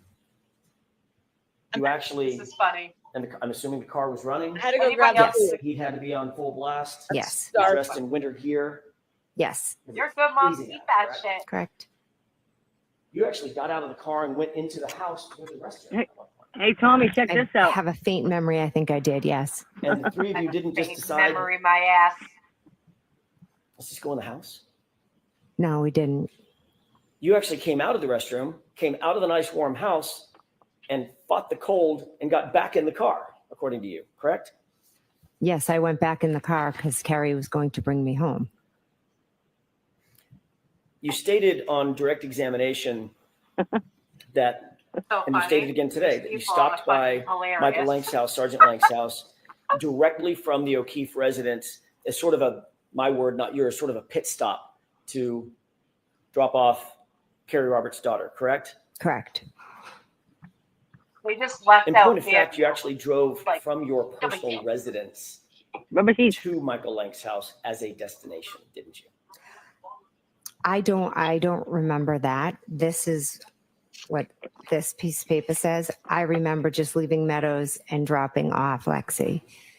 In point of fact, it wasn't an errand. It wasn't to drop anybody off. It was a destination that you went to from your house to Sergeant Lank's house on January 30th, 2022, wasn't it? He got a No, small we went to pecker. drop off Lexi. Was Lexi at your house? She was with us at Meadows, and then we went to drop her off. Right. She was never Itty with you at your bitty house, teeny was she? weeny. I don't remember going to my house. So if she wasn't Yeah. with you at your house, Bukaki got a small thing too, I bet. 100%. Guarantee it. Lexi was in the car with us, and we You dropped guys, her off at I'll Michael be back Lank's. in like That's why 5 we minutes. I went gotta to go put Officer Kate to Lank's bed. house. I'll be Yes. back. Grab. Actually went from your house and did make a pit stop to 34th Ferry before you went to Michael Lank's house. We drove by and stopped. Yes, slowly stopped. Yes.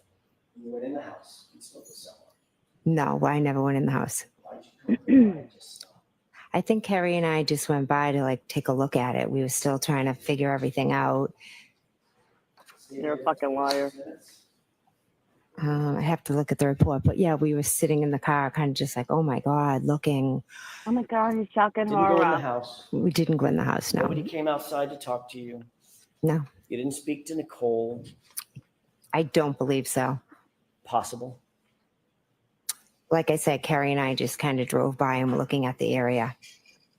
And that's before you went to Michael Lank's house, correct? So she just said she I hate didn't, this bitch so much. said she didn't think so. That he said, so you didn't talk to your sister, and she said, I didn't think so. Yeah. So She's such a You fucking you liar. know or you don't. Like, you know, even if you were going home, you She's obviously been doing like this for 3 years. Yeah. This is her fourth time testifying. you Stop. slowly stop for 6 minutes to stare at a spot and just be like, I mean, oh, just like everybody else, obviously. what is happening at your sister's house? But she didn't come out and get in the car and go with you, because it obviously shows that you stopped there. That Yeah. just, it drives me crazy. I was on the way to Michael Lang's. Sherry, I'm So in slowly point of stopped fact- right now. You didn't go directly from One Meadows to Michael Lang's house. I thought I had. I truly thought I had. And now your memory is refreshed. My memory is not. This isn't refreshing my memory. I do not remember going by my house before Michael Lang's. Do you remember testifying a year ago that, well, I can't let me ask with it this this way. Do you remember denying a year ago that you ever even stopped by 34 Fairview? Happy birthday, Tommy! Tommy, we've been on all day with you, and you didn't tell us it was going to be your birthday. My son's birthday was yesterday. I like, Tommy, how are we Sorry, supposed to I just heard that it was Tommy's birthday. Happy Tomorrow. birthday! Tomorrow. Tomorrow. Oh, tomorrow. If I don't see you or hear Today. you, happy We've been birthday. on here with Okay, I gotta you. go back. Even when you close tabs, text always can be pulled, right? Text, yeah, they can pull the text messages. The only thing they can't pull off text messages is if you're on like Signal app or one of those end-to-end encrypted ones. It'll come out and show that there was something sent from somebody to somebody else, but it'll be blank. It won't show what it was. Yeah. So Kelly tried to set us up with Signal. I tried to make them go I to thought Signal she was hacked. because my brother and my sister forced me to use Signal too.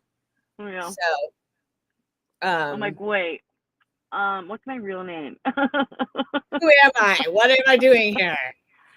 Oh. I don't remember that now.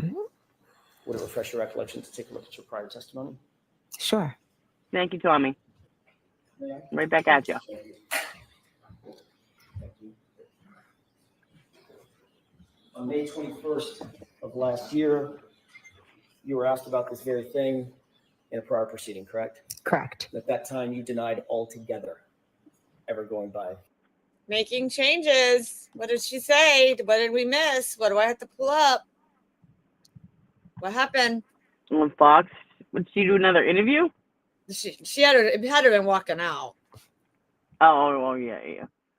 Was that what it was when she was walking I out? know she did one yesterday. I haven't seen one today. I want to know, like, if she was like what she actually said. Oh, my hair looks so bad. Ugh. See my gray shining through. No, I believe the paper says I never stopped by, but we drove by. And now you're saying that you did stop. Stopping by and driving by meant something different. Yeah, there was also a girl named Amber Heard who said donation and pledging she used synonymously. So apparently, yeah. So does this Amber Heard. Yeah. Apparently, but at least her dog didn't step on a bee yet, you know. Yeah. But did you see her face just now when he said that? Watch her face.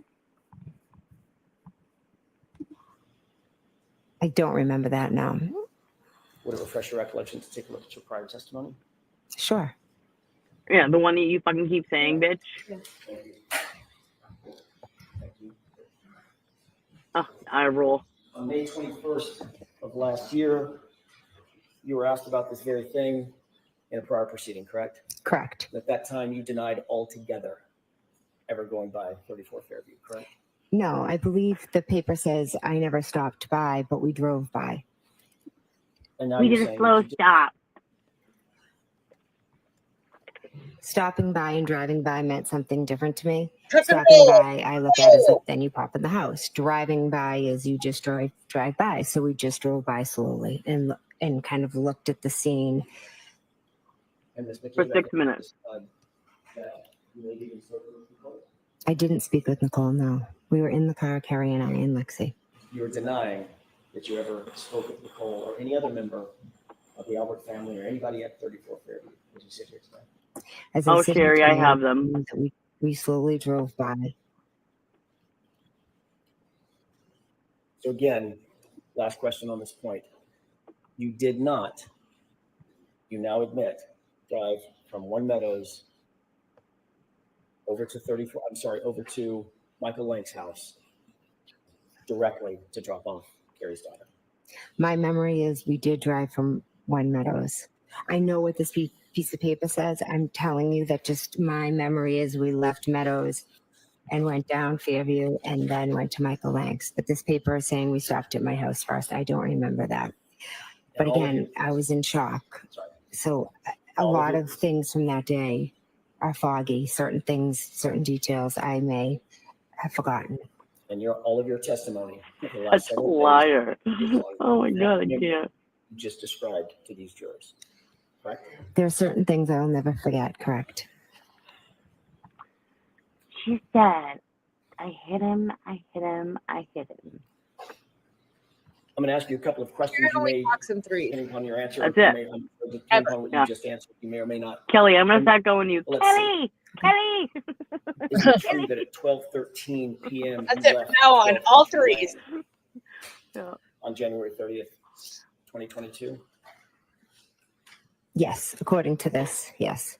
Isn't it true that at 12:19 you arrived at One Meadows, the O'Keefe residence? According to this, yes. I'm asking her memory, not according to the document. Oh, my memory. I don't remember exact times. Thank you. Isn't it true, Ms. McCabe, that at 5:12 p.m. you left One Meadows, which is the O'Keefe residence? 5:12 in the evening. That I don't remember the times that I left. Isn't it true that at 5:21 you arrived back at your address on Country Lane? I do not remember that. Isn't it true that at 5:28, 7 minutes later, you actually left your address on Country Lane? Again, I don't remember going by my house. Isn't it true that at 5:36 you arrived at 34 Fairview and stayed for at least 4 minutes? I know we drove by. At least. Isn't it true that at 5:40, but they're just thereafter, you left 34 Fairview?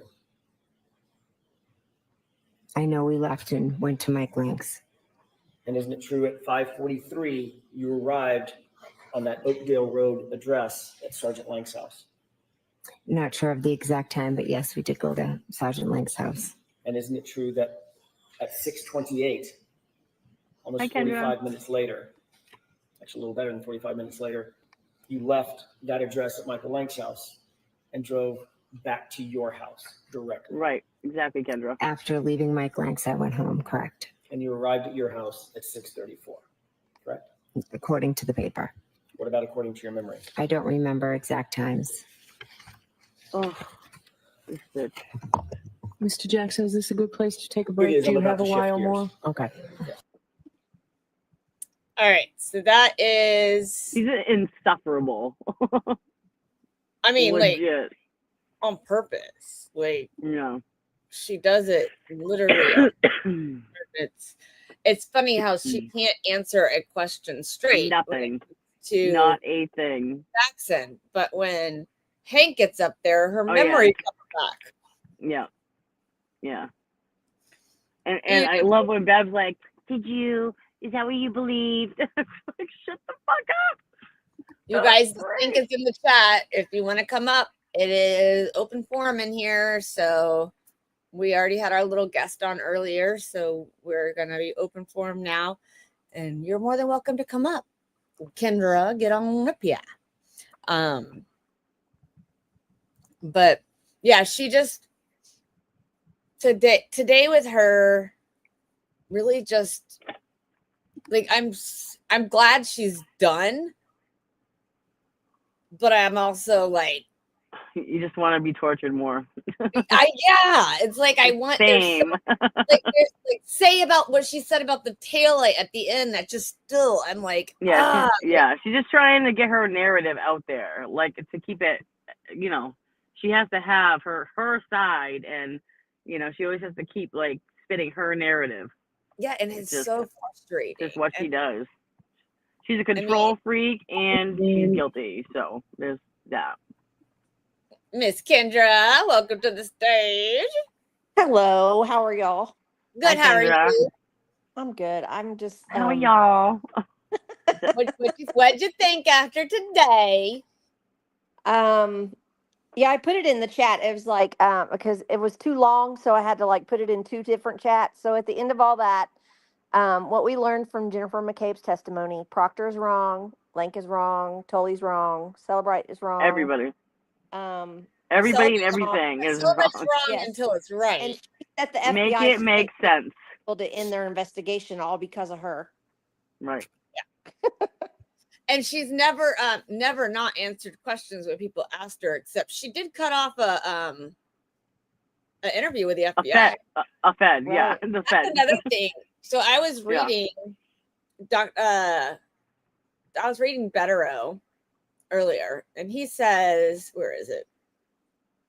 And I did not catch this, so I want to find it and see if we can get it. But it says Brennan led with his chin, granted Allen a chance to revisit her interview, and most likely opened the door to the FBI and the U.S. attorney being named generally and specifically as the agency that engaged ARCA.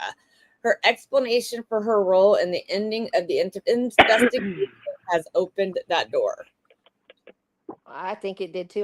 That's what I was watching it today with attorney. Oh boy, Joe, Little. you're in trouble.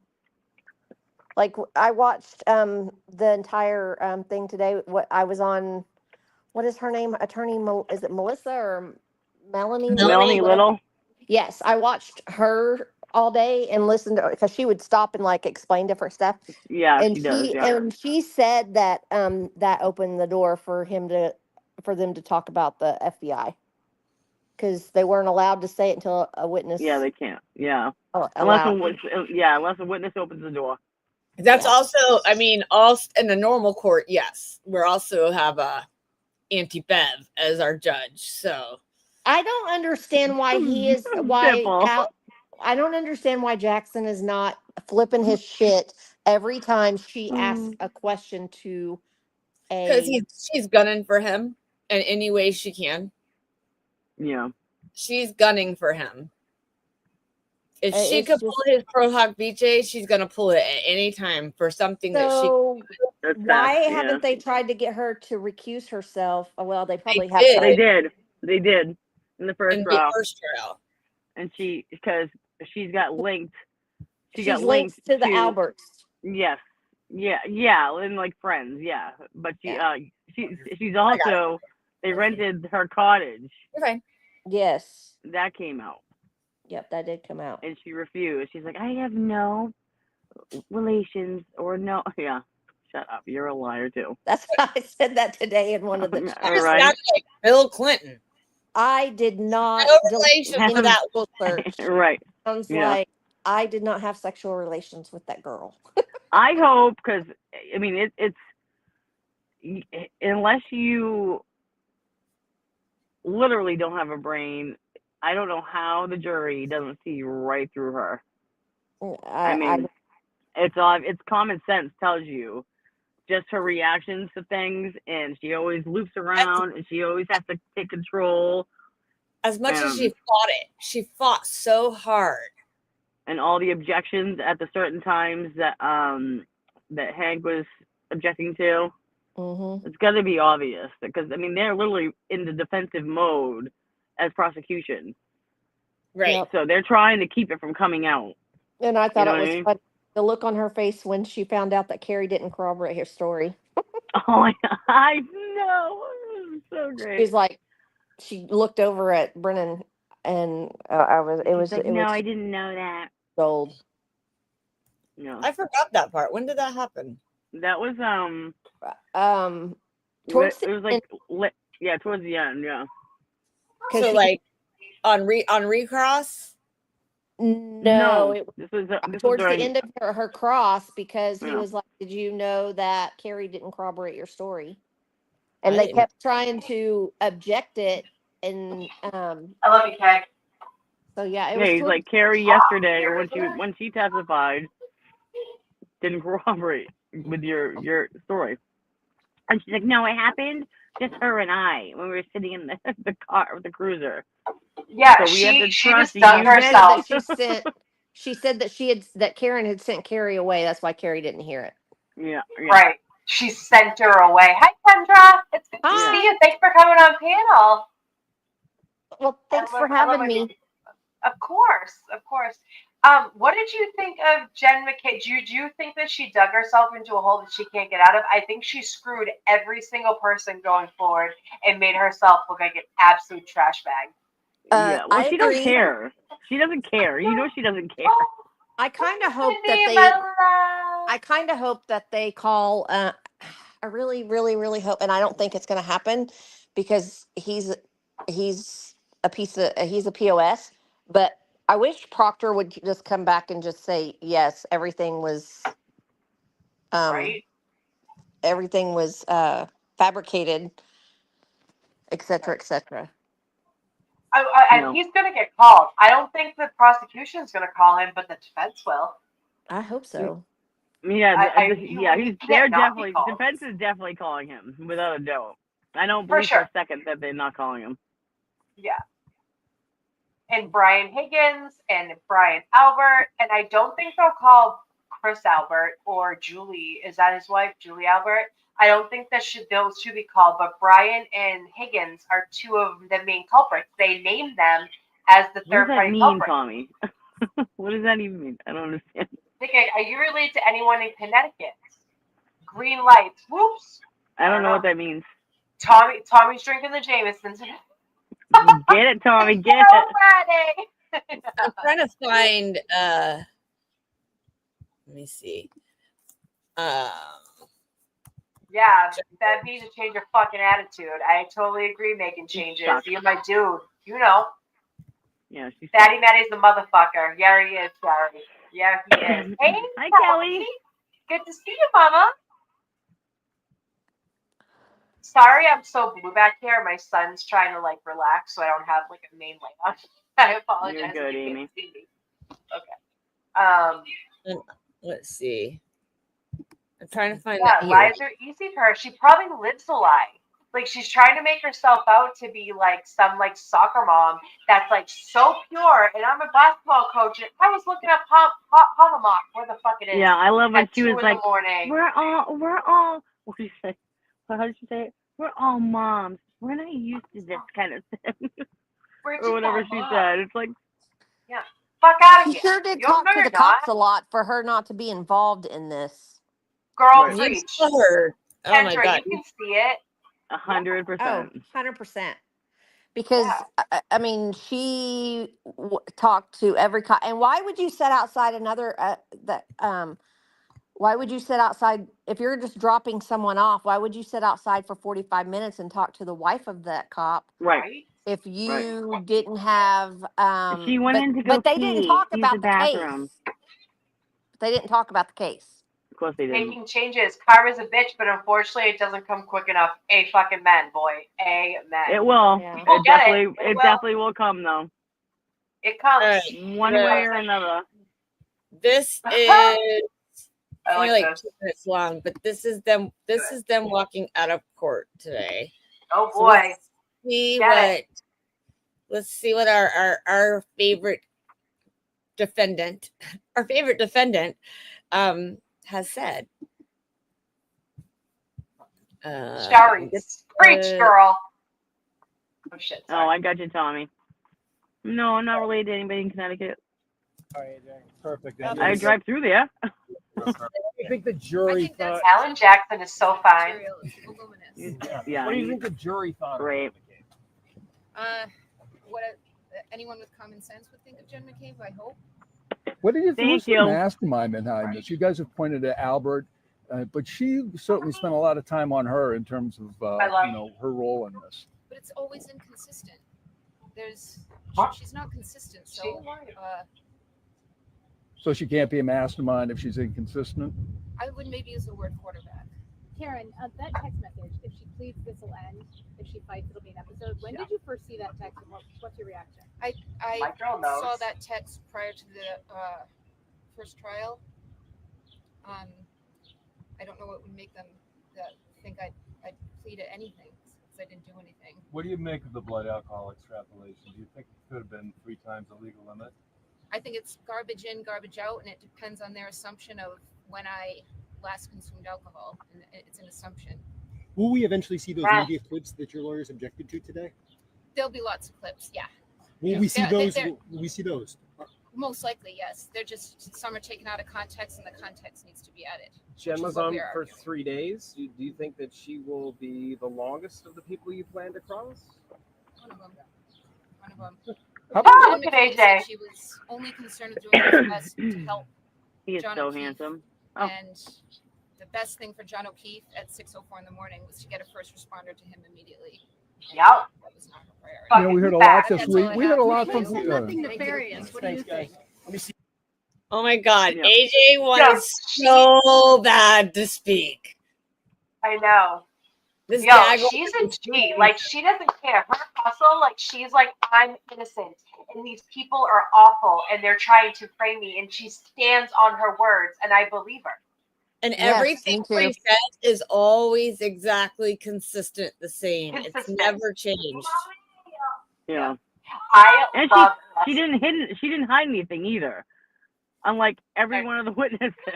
Like they always, there's at least one thing, at least that's bare minimum. Something shady about them. Mm-hmm. But Karen hasn't deleted messages, nothing. No, then they want to get her with they want to get her with Turtle Boy. They're trying to get her with everything they can, and it's not working. Yeah. Hi, Donovan. They're trying anything that they can. Donovan. Good to see Hey, you, honey. Donovan. But Deb was sleeping today. I seen that in the chat. Yeah, it's on my Facebook. I just posted it. Do you want to pull it up, Kelly? Yeah, I got it. Okay. Yeah, she was bored. Just don't show my last name. What is your name again? No, I'm teasing. I Don't hate talk to me, girl. It's I'm Amy always- in Boston. Duh. I'm Amy Boston. Yeah. I have searched that before, just so you know. I bet you have. I'm not surprised. Oh, good booger in the hizzy. Hey, we're getting feral. Want to come up? What's up, Prozac? All right. Thanks for hanging out with us today earlier too. Oh, wrong that one. Wrong that one. This is the funniest picture I've ever seen. Stop screen. Share screen.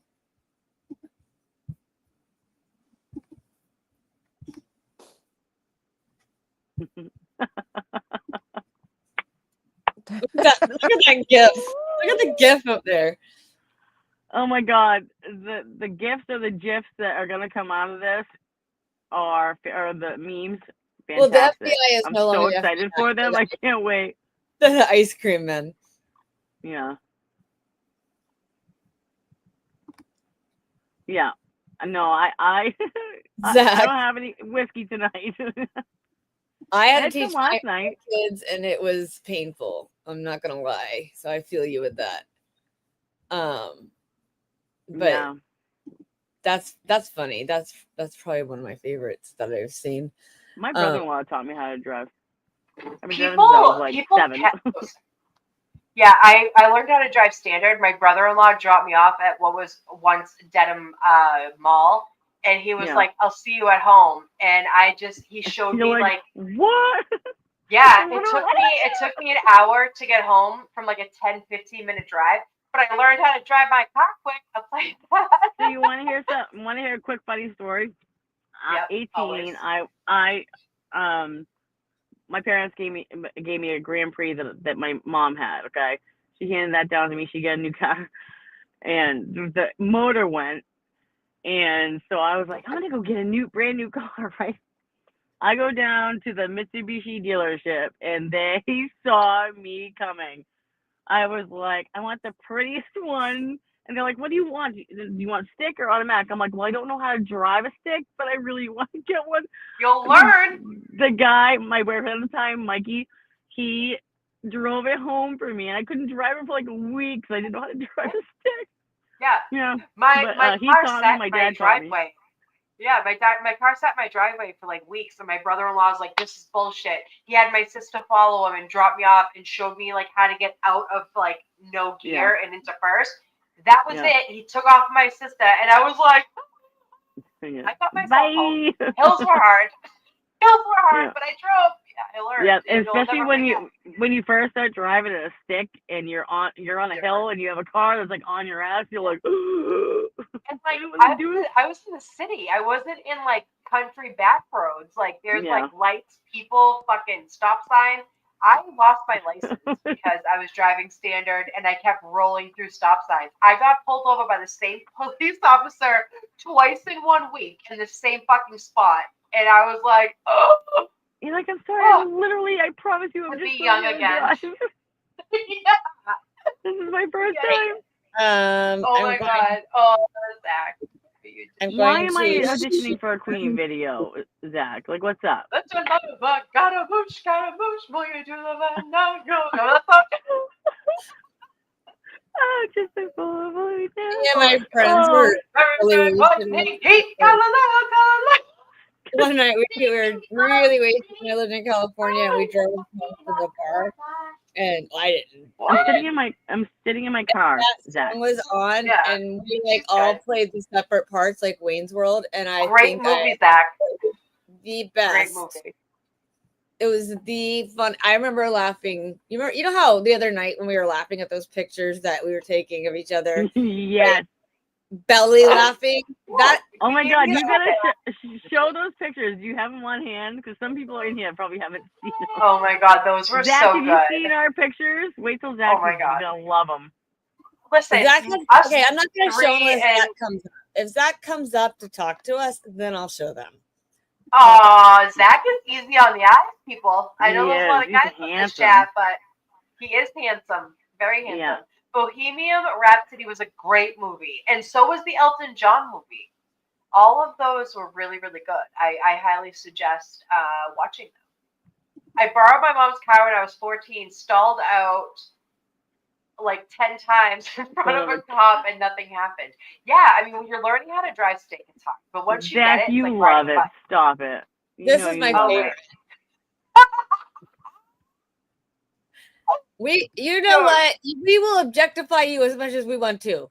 If you want to see funny pictures, you will get up here. How that? I don't. Oh boy, I do. I'll give you 2 hours to stop. He loves it. Stop it. He You come does back love for it. more every day. Yeah. He does. He loves it. Shall we? Caden's looking at me like you freak.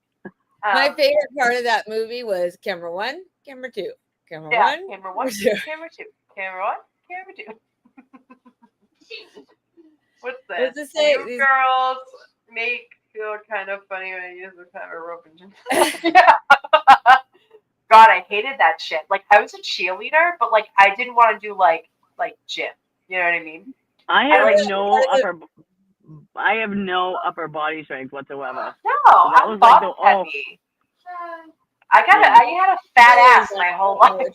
I am very top heavy, so yeah. Oh, you're very top heavy. My favorite part, another part of that movie is titties are like cannons. Yeah, they're in that restaurant, and he was like, "Reet, reet, reet, yeah. reet." I have some big. She got big titties. When I got my implants, he went down 2 sizes, and my upper back feels great. I gotta get mine reduced. Yeah, I had double D's in junior high, and then my 2 kids. I developed very early. Yeah, there's what never. post are you? Does here? Zach not? Bro, are you asking me that? I'm in Boston. Well, I don't live in Boston anymore. I live in Norfolk County, but we're in Boston. I'm like 25 minutes from the ocean. I feel you. I feel you.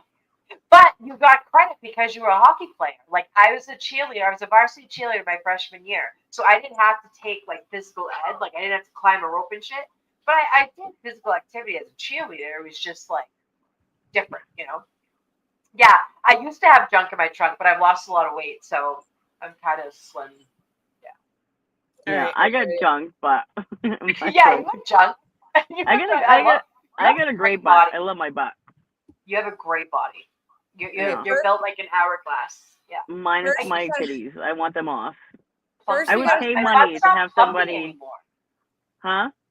My butt's not plumpy anymore. It's not the same. Oh! I can see it. So we had to start with these. Sorry, Kendra. So Kendra, great. we love you and we want you to be part of this because this is gonna make you pee your pants laughing. No, y'all are fine. I was looking at something. I was watching something on. I'm looking at different things. I know. Like me, Kelly, and Nikki are like really good friends outside of YouTube, and we have fun, and this is we what were we having do. a bad day that day, so I found this filter and I put it on, and I peed myself laughing. Dude, that's it was so it was the funniest shit ever. The first time you turned sideways and the nose stayed the same. Oh my god, the nose was like this. It was amazing. It was amazing. And my son got in it and he was doing like he looked like the father from Up. He did. I have it. I gotta figure out. I think I have to change like it was so good. The and I'm also my friend Tar Heel right here. If you guys don't know her, get to know her. She's one of like the best people I know. I've known her for a really long time. I mod with her in other true crime channels because I'm a true crime fanatic and I did modding and stuff pre Karen Reed. What? You mod other channels? Yeah. Yeah, Rude. like other true crime channels. That's how I know Tar Heel. I would never friends forever. I would never mod in other channels. Okay. I do. I modded like 17 channels. I would 60 now. I would never would I go to another channel and mod. I don't do that. Bro, you mod everywhere. It's so like we both do. I know. We're like professional mods, but now we have our own channel and we have our own home. But I still mod because I love the people that I mod for. And they have integrity and they have values and good people, right, Tar? They're good people. Right.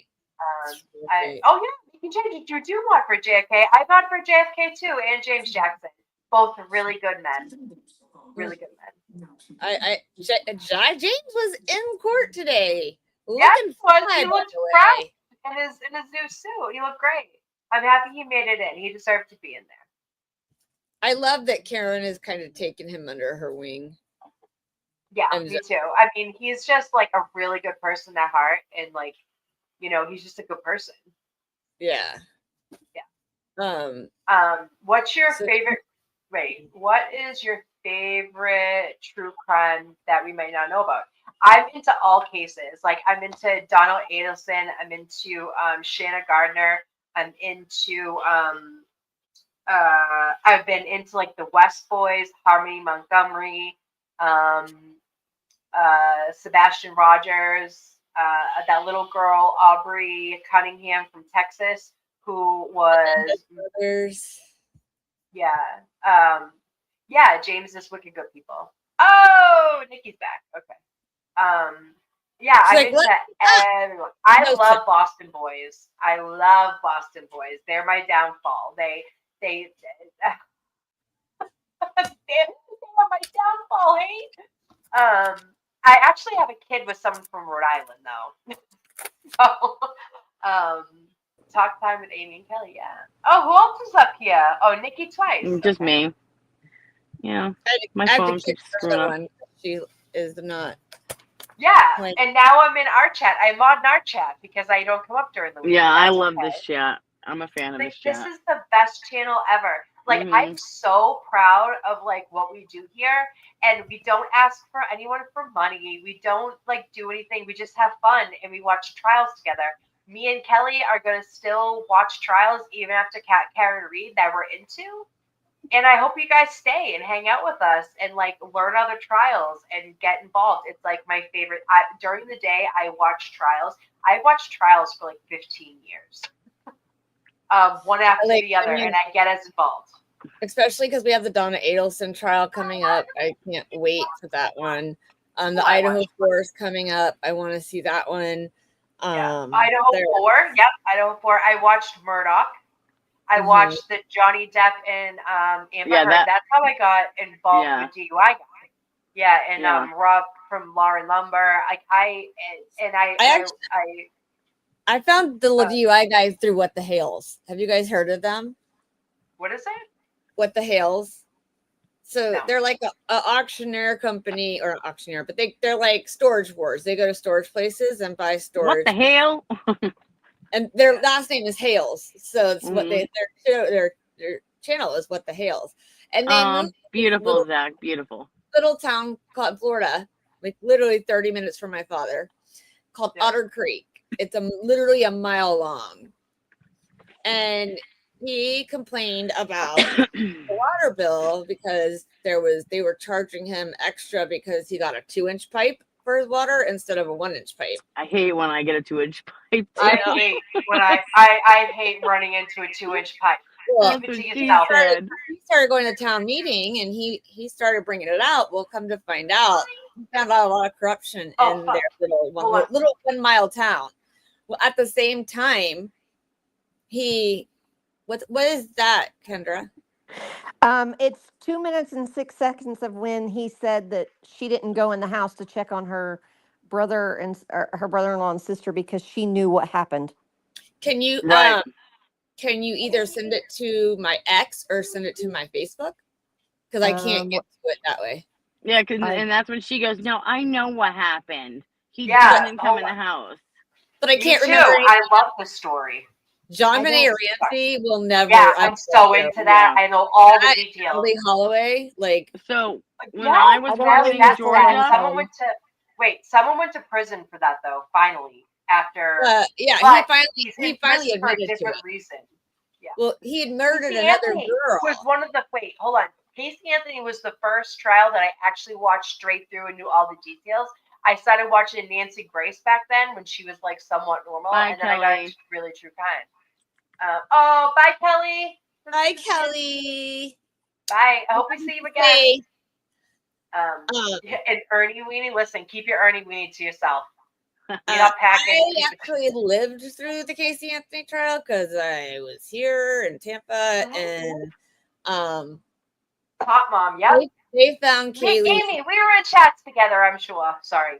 Kaylee's remains were found like 7 miles from our house. Yeah, really? So I don't even go that way. I don't like to go that direction. Listen, she's now an advocate for parents who are getting wrongfully accused. She tried to get on TikTok. She was pushed off of TikTok instantly. She freaked out, and then she started a Substack, and she's not released anything. Because she knows no one likes her. Yeah, she's like an OJ. Okay, yep. OJ. I remember being 10 years old and watching the high-speed chase on my TV. Yeah, same. I was not 10. I was 18, but I watched it. You're an old bitch. I remember. We had one of those old TVs that were like wooden boxed, you know, and you could move it on the wheel. You had to flip the channel with the little turn dial. Yeah, and the ears, you know. Yeah, the bunny ears. The bunny ears, yeah. I've been into true crime forever, and like Karen Reed really hit my heart because I've been a fan of Turtle Boy for a really long time. Like I've watched him back when he didn't show his face, and he was just a voice. I didn't know Turtle Boy was until after the trial started. Oh, really? When I had been watching the pretrial hearings. So when I found everything, it was I was watching just court. I wasn't watching what was going on outside of court. Like you would hear about it once in a while, but what? Wait. Yeah. So she was on her defense team. Casey, I don't know. Yeah, she was one of her defense lawyers. I'm gonna keep my comments to myself because I respect the channel. I do too. Yeah. I respect our channel, so I won't say anything. Yeah. But yeah. Anyone watch Wade Wilson? Wade Wilson is a messed up dude. I know all about Wade Wilson. You guys ever watch? Who is the jumpsuit Pablo? Fucking love him. If you want to know Oh about my God, I Wilson, go to love him. him. Made the jail Yes. call. I Yeah. would almost peed my pants one day driving down the road. With Wade Yo, he's Wilson. so funny. He's He so does funny. too. I have a court case for y'all. What's Okay. that? Okay. Colin Griffith, the one that killed his mom and his dad. I remember the Um, name. What state? He was 17, Florida. Oh yeah. I Okay. think that was. It's always here. Florida. So, Damn FYI, right. his mom was a very good friend of mine. I used to work with her for I've known her since 2008. Oh, wow. And I I'm had sorry. they had just got back. They had just got back from a cruise. It's her mom testified for him and made her look like she was abusive and suicidal, et cetera, et cetera. Her mom's a POS, but so when she married Colin's dad, she was 13 when she got pregnant and he was 18, and they made her marry him. And then he started being abusive throughout their entire marriage. She got away and he took Colin, and he kept Colin isolated for over 3 years. Colin came out as gay to him, and he beat the hell out of him. And then he told him that he wanted to go live with his mom. He said he would kill him if he ever tried to leave. And so that's when he killed his dad. Self-defense. He planned it. It was all planned. He admitted later on that he Like had a planned it. Gypsy Rose almost. Yeah, exactly. And then You know what I mean? That sounds like it. and then Sheriff Grady whenever Joe. and then That's who 18 took him, months Sheriff later Grady. and then 18 months later he killed her, saying that it was self-defense, that she ran into the knife, and he got off. A jury found him not guilty, but they didn't know, they wasn't allowed to know that he had killed his dad 18 months earlier. Oh my God! What about the So he's- Menendez brothers? I follow They're about to that. be out. I thank God. And I think addicted. Honestly, they- I think they deserve to be out. I think Yeah, they deserve like, to be out too. I do too. Not for nothing, their family I'm knew sorry, that but they were brutally. It's proven. Yes. They were brutally It's proven abused that by young their men's father. brains. Yep. It's proven that young And men's they're like, brains oh, do but not they stole develop money and they until bought they're this and they bought that. Bro, they were brutally abused by their parents, and the mother knew what the father was doing. And the Yeah. sexual abuse wasn't allowed to come into play because There's a family member the second trial, because they had a mistrial, and then they weren't allowed to bring up the abuse in the second trial, so they got convicted. They have paid their debts to society. Yeah, the They have been IQ making and changes. everything. Making changes. Is that a question for me? Is that the kid that threw a party after? No, he didn't throw a party after. Oh, okay. They had. Wait, what about the grandmother with 2 kids in Florida? What's that about? Yeah, I don't know that one. Why is it always in Florida, people? Come on. It's always Well, listen. you I guys know, are- I know. You This guys is a touchy are subject, touched. but like, I follow the Stephen Stearns. Stephen Stearns, yeah. Who killed Maddie, and that's a very touchy subject because all the sexual abuse and That one's really hard for me. Yeah, that was I tough. wanna watch it, but I know all of it. Yeah. Same with Gabby Petito and. Yeah, the Gabby Petito. That one hurt my heart. Like that one hurt that my one heart, just and I don't hurt. think he's dead. I think I that don't they got him out of either. the country.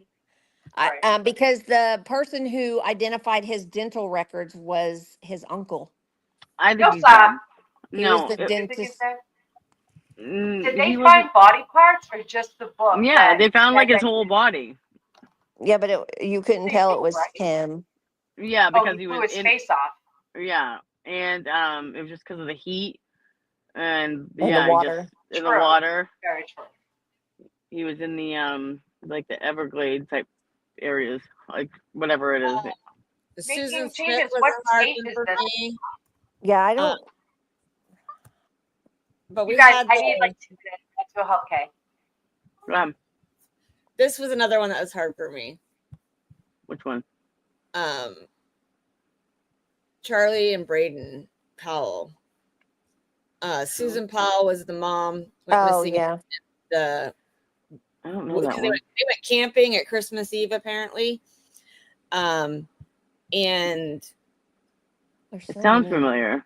He moved to Puyallup in state of Washington. Well, I was working with a nonprofit that is stationed out of Puyallup, and he had custody of the state had custody of the kids, so her family had custody of them, but the state would bring somebody over to bring the kids to him. And he decided one day when the state worker got there, they were older, but I gotta find it. But the state worker got there and the kids ran in front of her to their dad to the door, and he locked the door and locked her out and then blew up the house. And killed him. I heard about that. And that one was tough. So we actually, at the nonprofit I work for, it was for babies that had passed away from pregnancy to 1 year old. And so we added a project called the Charlie Braden Project. And because the founder of our nonprofit, her daughter went to school with Braden. And so they were the same class. So she wanted to do something for him. So they did the Charlie Braden Project. And what they did with that is they created a program where they would pay for funerals of children who were murdered or killed in accidents between the ages of 1 to 13. Oh. So it's the kids ones always do me in. It's hard. It was hard. I volunteered. I was a state leader for that. The Tears Foundation, and it's for babies that passed away. So I would receive calls every day of parents who had lost their children and trying to talk moms through it. But I'm telling you, it wears on you. I was proud to do it and proud to raise money. I raised a lot of money for them. We helped 244 families in 6 years. And wow, that's awesome.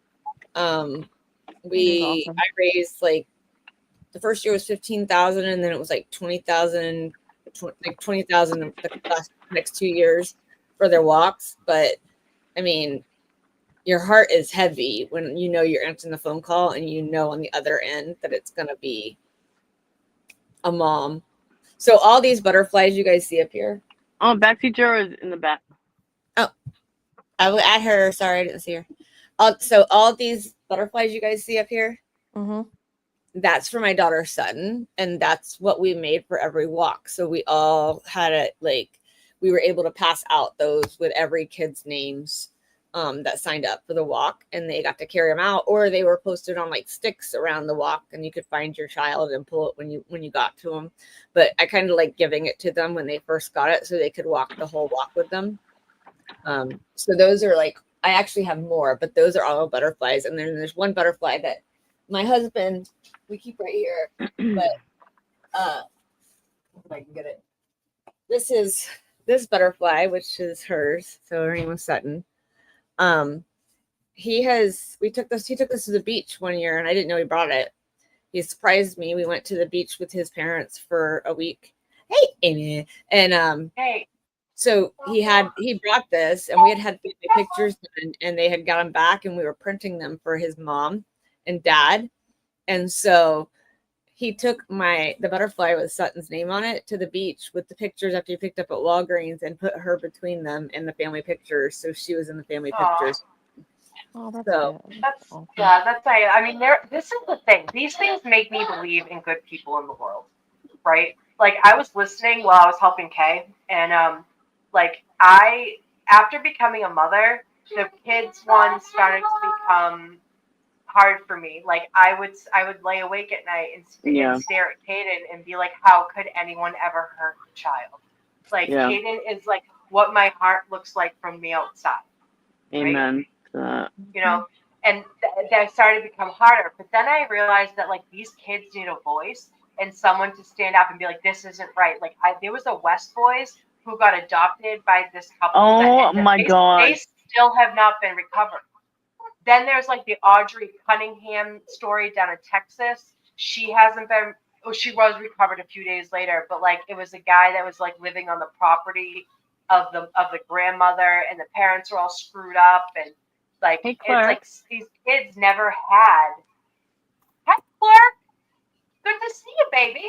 Like these kids never had a stable home. You know what I'm saying? Like they need someone to be like, this is stand up, this is right. So I do watch a lot of those cases. There was one in Detroit recently that really messed with me, and I cannot remember her name. But it was her uncle got her pregnant, and they still haven't found her. But the wife knew, the girlfriend, the baby mama, the aunt knew that he was a sexual predator and still had kids with him and kept him in the house. But her parents were they were all messed up and not in their lives and raised by the grandmother, and the grandmother and aunt knew that he was a sex offender. And it was just like these kids had stood no chance. Yeah. And it's so sad, it's just so sad. That kids really live this way. And I would stay up at night and just stare at kids and be like, how can anyone hurt you? Yeah. I tell you, I mean, when it becomes people, like, I mean, Nikki, you understand it with having your cousin gone, and my cousin was kidnapped walking to school. Actually, Kelly, she knows this story. Yeah, she was walking to school, and she was 8 years old. And my other cousin, Scotty, her and him were best friends. Scotty is my cousin on my dad's side, and Tammy is my cousin from my mom's side. And they literally lived like a couple houses down from each other in the town I grew up in. And she was walking to school, and there was he was the only suspect that they wanted, and they did an intense investigation because he was also linked to another girl, Christina Luna, down in Florida. And they could never get him on it because everything was circumstantial, and they tried everything. And my best friend growing up, Melissa, her dad was the lead detective in the case, and he actually they did like a sting down in Florida to try to catch this guy. And they ended up putting him away because they caught him satisfying himself not in front of kids, but he was looking in this window, and they actually like hid in the apartment. And they filmed like 14 times. They witnessed him doing this. Where did that happen? Huh? Where was that? It was Exeter, New Hampshire in '84. Oh. Yeah, and she would have been this past November 13th. It was actually on my mother's birthday. It's always been a tough thing for my mom, but I want to do a show with Amy and go over it. But my mom seems to have reservations about it. I already talked to my aunt. Well, not my aunt, but I talked to my cousin, Tammy's sister, to ask her permission if she minded. And I asked Scotty's permission if he minded. And they both. Oh. Yeah. They both. Hey, babe. Hey, babe. Yeah, it's gonna be a hard show to do for me, but I definitely want to do it. But my mom was like, absolutely not. So here's that's like a hard. Wait, backseat juror. Hold on, Kelly. 1 second. I'm ripping butts, Tommy. That's why look. I'm fucking ripping heaters. So am I. So am I. What'd you say, Rubber Sheep? What, Aim? Before we get into Jen McCabe, which I want to watch this because Mike the Dots Rich is just amazing. What case were you talking about in chat where I was like, get your fucking ass up here? Oh, it was so sad. It was in between, like, I think it might have been right before jury selection, and I was bored. And it was like a 1 week trial, but they hit it just like was it Kendra that was talking about the son who killed the parents?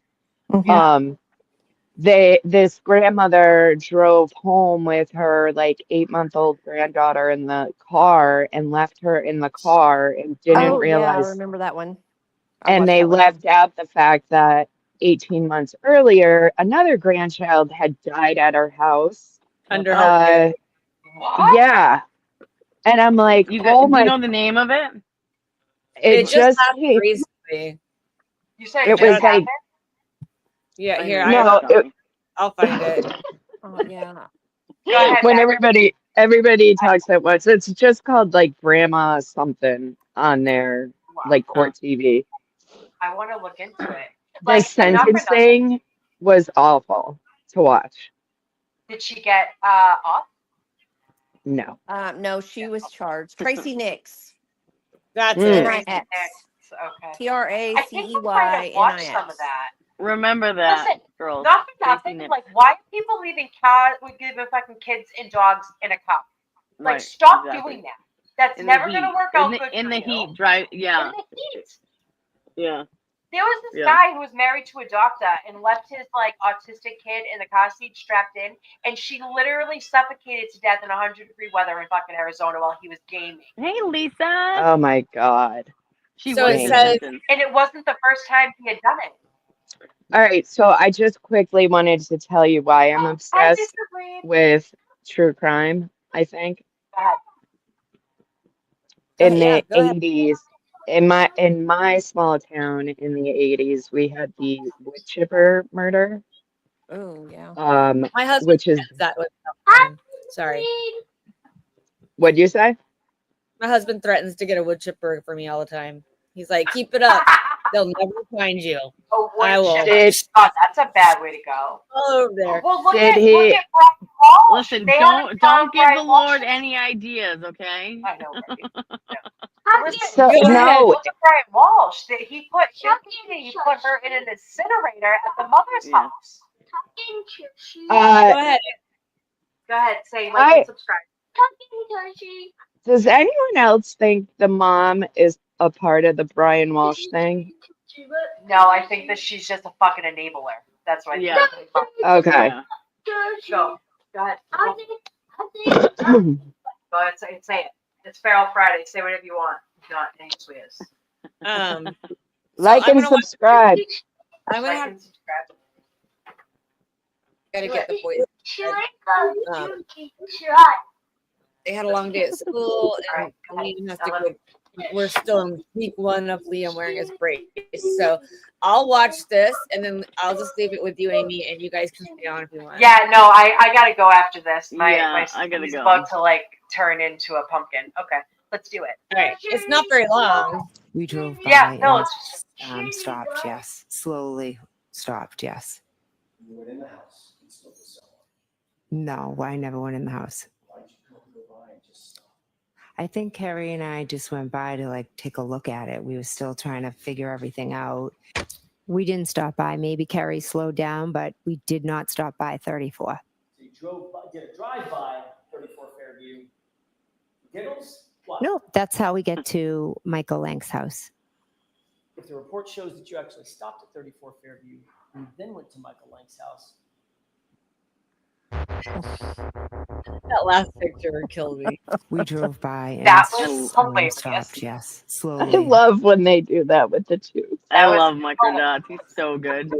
Oh my god, this has been like the longest live we've done in a really long time. And I know. love You all thought it of was going to you. be quick, too.